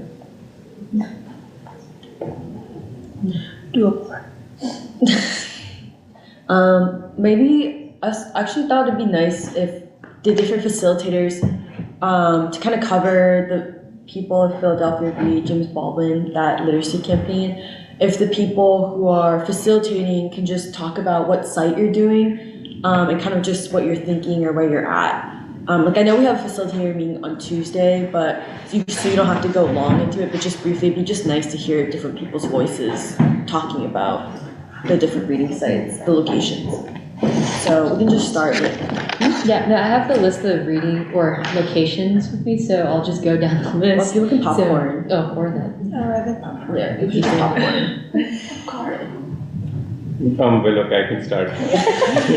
That's what I was going to say. Yeah, so Kathy and I will be, we were planning to have a reading group at this church for the longest time, but I think we have made our peace and moved on to a different location. And we're going to be doing it at a bookstore in West Philly. It's called the Making Words Bookstore. And I think we are, we have been talking to each other and with everybody to sort of figure out, because I think with Baldwin, really, there are 10,000 places you can start. And in many ways, it depends on what we see, what we see as the most important contradictions or the questions, for the people who are a part of it. And I think that's where we're at, and, in line with how we are thinking about Baldwin today, the whole conversation, for the last few free schools, where the essential question is about the moral choice, and how he is constantly saying that no matter how arbitrary the moral choice seems to you, you must make it every single day. And I think this really speaks to young people, especially who we envision to be, most of the people who would come to a bookstore in West Philly. Right. And we actually went there last week, to see a talk on genocidal law and Gaza and so on. And we got a chance to see the kind of people who would come there. So yeah, we're going on from there to see where, where we go. And it's going to be at the bookstore, once in 2 weeks. It's going to be either a Friday or Sunday. That's going to be fixed very soon. So yeah. I'm haven't fully decided in the sense. I've been working with Emily about the library, the main branch library, and I jumped in with Jeremiah with the West Philadelphia location, but I haven't decided on which location I will stay at, but that's what.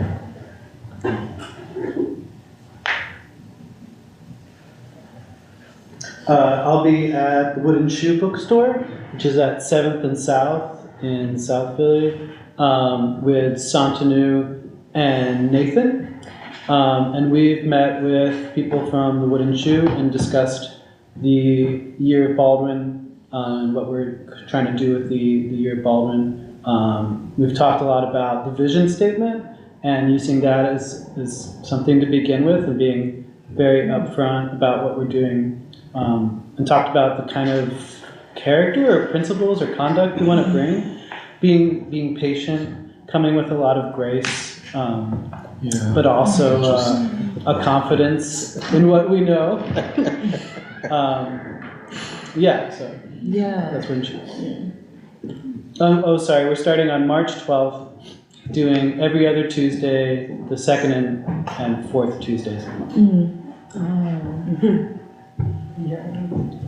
month. For West Philly, we met with West Philly High School. We met with Catherine, Serafina, Alice, and I recently, and then we also might try to meet as just to get the two high school groups together with West Philly and South Philly High School with Brandon as well. But we're in the process of developing a syllabus that we need to bring to the school administrators. So that's kind of where we're at, and just figuring out when we can we don't know yet exactly when we can start in West Philly High School. So I think we need to work that out with the school. For South Philadelphia High, it'll be likely February 27th. We'll be starting along with Brandon Doe. We're thinking about, there'll be an introduction to the students, so on and so forth. But starting with Letter to My Nephew, and then potentially watching a couple of clips, and then going into the first novel, If Beale Street Could Talk. Oh, wow. Whoa, interesting. Well, Herba, Nuri, and I are organizing Lotus at the University of Pennsylvania, and we started fall semester, or we started a couple months ago, reading James Baldwin leading up to the Year of Baldwin, and now we're working out how to transition seamlessly into really the political practice and engagement of the Year of Baldwin as a literacy campaign. But our reading group is mostly dedicated, or our audience is mostly university students and students in West Philadelphia at the University of Pennsylvania. So, Samir, Doc, and Derek and I will be at Muhammad's Mosque number 12 on 5727 Germantown Avenue. We're still working out the starting date and the time as well. But even just speaking with, for example, Brother David, I feel a positive reception, and still working on the way to speak about Baldwin in a way that takes and builds on I would say the life-giving teachings of the Honorable Elijah Muhammad and the Honorable Minister Louis Farrakhan.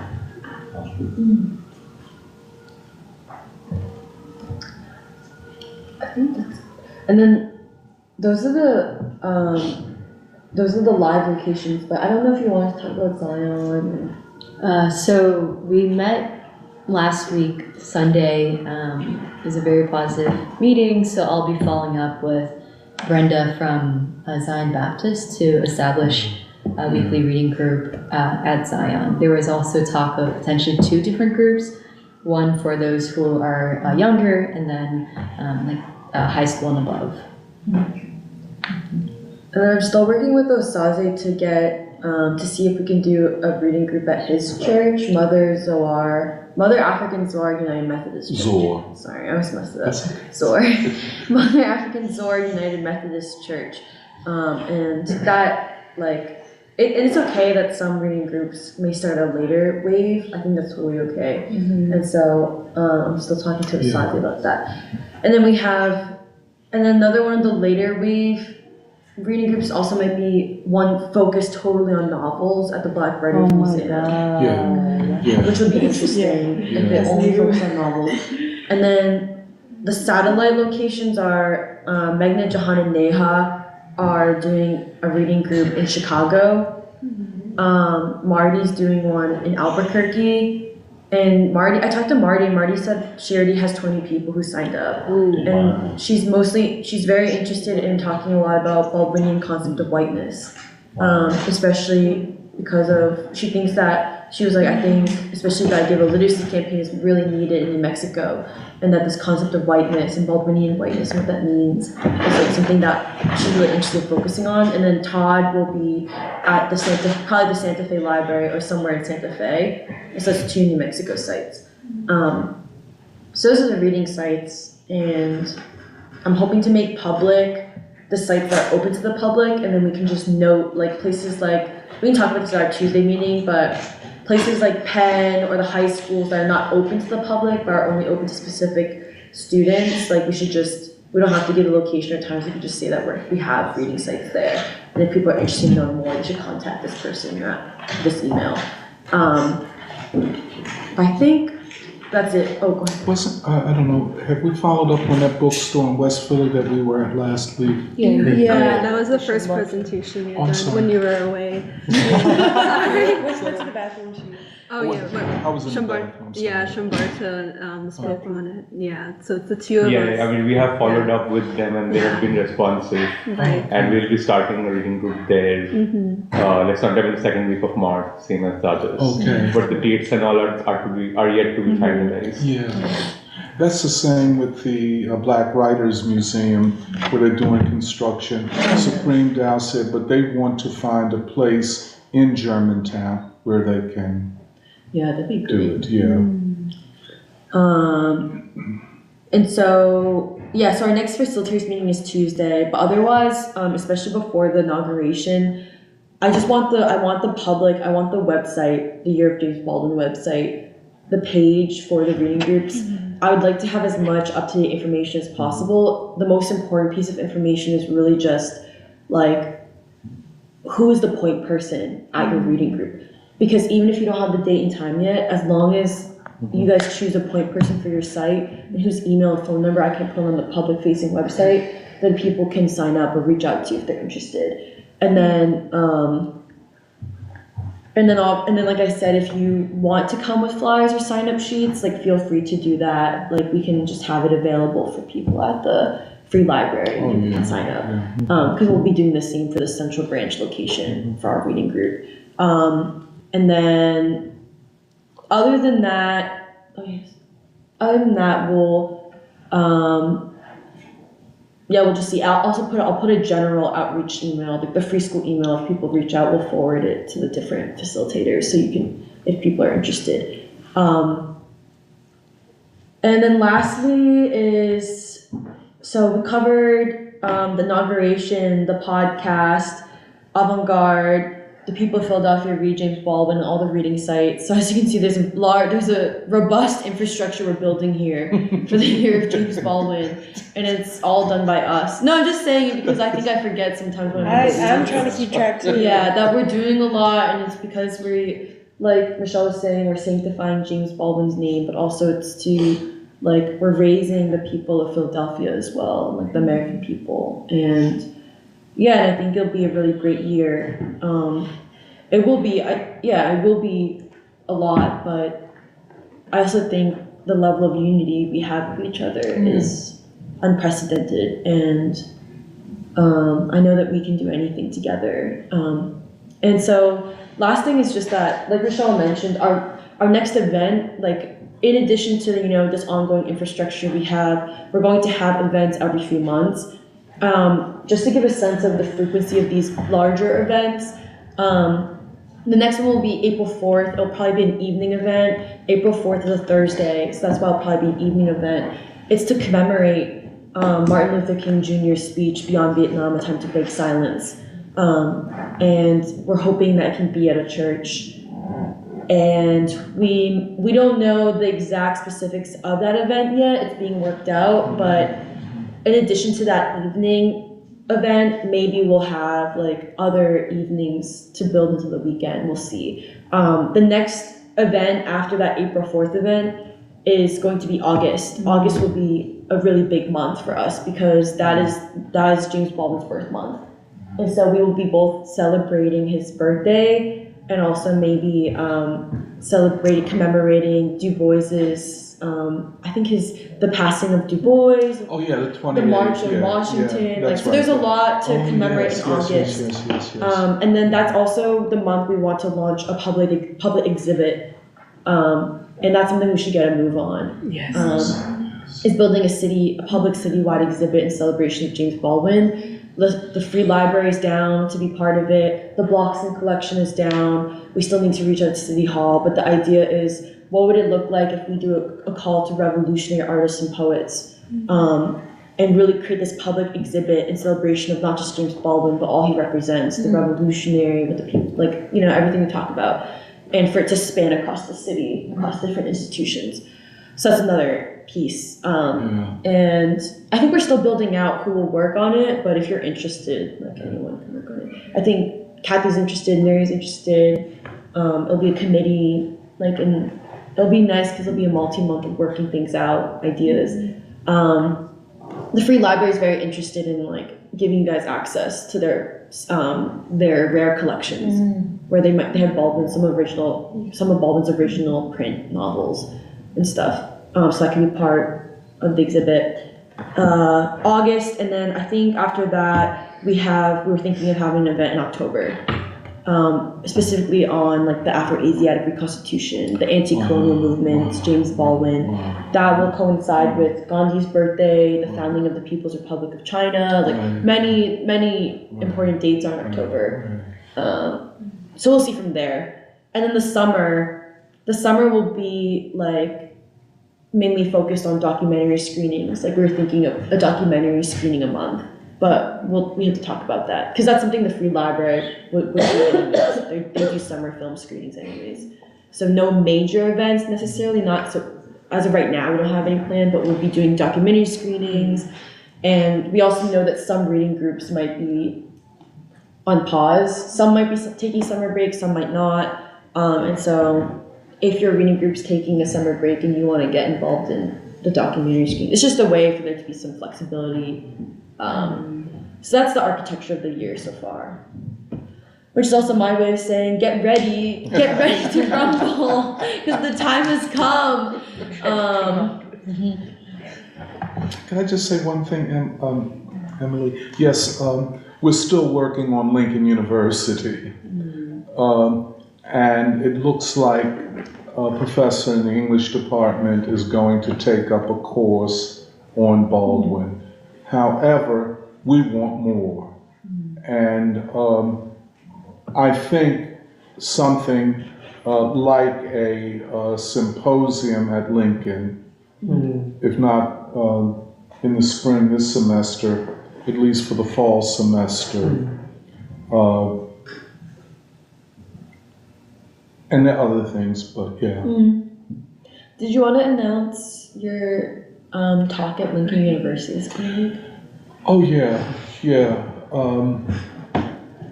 There'll be a 2-day symposium, pretty much organized by Dwight Murphy. You know Dwight, remember Dwight?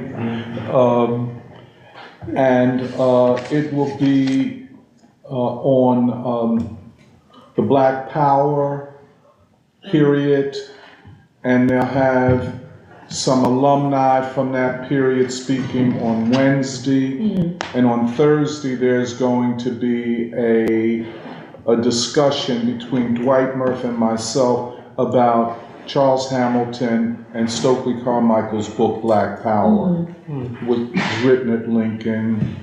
Charles Hamilton was a professor and mentor at Lincoln during our time. So that's on this Wednesday and Thursday, and it'll be good if whoever can come up there, we can work out how to get up there. It's not a long drive, and I think it'll be just from the standpoint of a historically black college.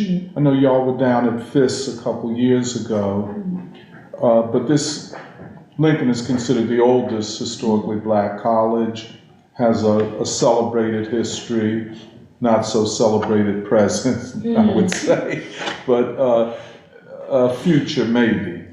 But I think it would be just very eye-opening, educational to be at a historically black college. But that's this Wednesday and Thursday. Do you have the Michelle? Do you have? It looks like the program on Wednesday is from what, like noon to 5 p.m.? Yeah. And then the program on Thursday is just that talk between you and Dwight, right? And that's from 3 to something, 5. right? I think 3 to 5.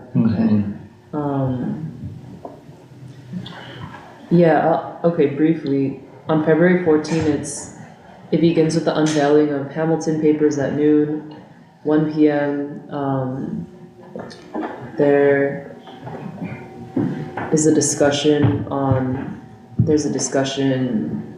and then another discussion at 3 p.m. Dr. Hamilton and the Freedom Movement at Lincoln University. And then that concludes the program for February 14th. And then February 15th, discussion between Dr. Montero and Professor Dwight Murph. 3 to 5 p.m. So I mean, I just, it'd be great for y'all to come up there.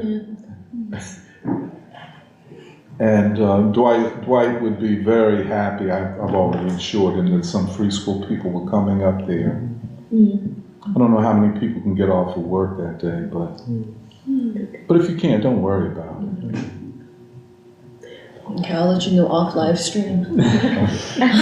I hope they have a live stream. No, I'll let you know my availability when I'm off camera. I have to say I'm a little bit afraid of what some of my alumni of my period are going to say, because a lot of these cats have become crackpots in the meantime.